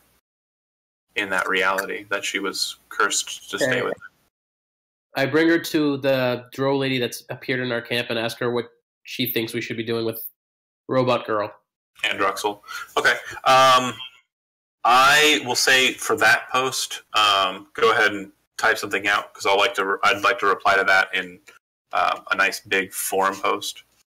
Right, I'll probably do that tomorrow. That's fine. So to be sure, you have 6 total potions of healing, 6 potions of some sort of mending, you think, 2 medical kits, 2 repair kits for constructs, 2 construct repair kits. You also have the eyeball servitor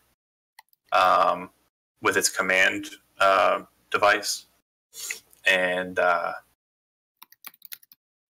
Oh yeah, you have a source of water. Source of water? Where'd that come from? The very first thing. potion, the first pool we found. Yeah. Oh, but that's not an item, though, right? That's No, that's actually very, very important for us. It may not be an item, but it is definitely something good for the camp. Oh, right, because this is like a Aboleths. yeah. There's not really that many sources of pure, like, fresh water around here. Well, my free spell every day is actually to create a ton of water. Yeah. Oh. Yeah, Maluriel's doing the same thing. The cleric, she's doing the same thing. But even still, we have the people who are actually adventurers. Then there are about 30 laborers in the camp, and 40 laborers and about 30 townsguard that are still part of the camp. So you're trying to make water enough for the whole village, basically. Yeah, but if you have a ready supply of water that's coming from a spring, it's kind of a different situation altogether. It definitely less work for you and the cleric. But yeah, any questions at all? One, I asked the group if we could give one of the mending potions to the little girl. Mm-hmm. Certainly. We each take one mending potion and see if the girl gets fixed. Mm-hmm. And it's not technically a potion; it's more of an oil. Like the main difference for those two things is oils are put onto something, and potions are imbibed by someone. So if you break a weapon, you could put the potion of mending on it to fix it. Wink, wink. Nudge, nudge. Hint. I don't want one. No, I'm talking to a certain someone who has a broken stick and me with broken armor, but I'm probably just gonna go buy new armor. Throwing out those nudges. Wait, say that again? I'm sorry. So you got a oil of mending, which basically, if it's applied to something, it will repair it. Yeah. You're using yours? Uru's gonna take his mending potion and use it on the finger bits and the girl's arm. Okay. Wait. Priorities. Just use mine on the girl because I don't have any metal to fix. Yeah, it takes about 6 oils of mending to return her to her stability. So we'll say that Eli, Melech, and Uru, and Sear-Sha use theirs. So Boozer has one, and then mine too if it needs 6. No, that she only needs 3. Oh. Yeah. So Boozer will have one, and then Krusk will use one to fix his pike back to full. It's now you spend some time with it and kind of pay attention to it. It's actually now a +1 pike because of the head of it. Wait, really? Yeah. Wow. And for more fun, if you spend an action at any point to take the head off, you can use it as a dagger instead if you want. All right, I guess that makes sense because we tried to jury rig it and we just really failed. But because you used mending on it while it was attached with the magical head, it reformed to a magical pike / dagger. Wow. Good things come to those who fuck up. and live. The key there is and live. If it's fuck up and die, then I can't help you. I mean, you're done. It's the moral of today's session. Very good. Anybody want the construct repair kits? With the construct. Well, I was going to ask if I could take personal responsibility for the little one. Make sure that she is well looked after. All right, go for it. Wow. Yep. She definitely respects the attention, and we'll do it. I'm going to do a forum post, or if you want to do a forum post, feel free. I'll follow up if you like. Again, feel free to write as her if you'd like. But if there's stuff that you ask her a question and you leave it hanging, I will reply in kind, and I will basically pick up where you left off in the story and type as follows. It kind of sounds like you want to adopt the thing. I feel like Uro's going to be at my tent every day once he realizes I actually have a dog. I just want to make sure she is looked after until we find her parents. I love it. Dear God. I love it. Oh, yeah. Oh, God. I'll be 100%. I love Uru. This is I don't know. This is so good. For usefulness, Sear-Sha's the best. But Uru, for just, I love the character. It's good. I love it. I just need to keep Uro from dying, that's all. Right. He's your puppy. He's your robot. Speaking of robots, who's keeping the servitor? I think I will. Yeah. Okay. I'll try to figure out what it does, and we'll see. Take it from there. Okay. I'll get you a sheet for it once I get the drawing done and finished. But that's it. I'll go ahead and just award a nice 100 experience on the top there, just for good questing. It does look like there's a bit more to this place, and you know that there are denizens of this place, at least in that one door. We should be at 725, right? Well, some of you are at different locations, but yeah. Yeah. Well, I okay. got 7225. So we started, or I should say, I started at level 5. Yes. So you started at level 5. Kai posted a really great story, and I really liked the story, and it was actually like well written with like where we were at. So I gave him an extra 500 experience in the forums, and then Sear-Sha did an amazing drawing of her character and also of Kai's character. So I awarded her a bit of extra experience for that. And then I awarded someone else extra experience. I can't remember who it was. What you call it? The dwarf paladin dude. No. Yeah. No, that's right. That's Boozer. That's who I was talking about. So yeah, that's if you post really good stuff in forum, and it doesn't have to be long. It just has to be good, and you impress me with it, I will award you experience. If you post stuff and it's good, not like 100% impresses me, I'll give you inspiration. If you already have inspiration, a single inspiration point is all you can have. If you ever get one while you have one, you just gain 500 experience. So do we start at 6,500? Because Yeah. Oh, we do. Okay, so that was really more my question. Sorry, I totally jumped into a whole bunch of other stuff because there's No, it's all good, dude. Appreciate the information. It's fair enough. Yeah. I'm killing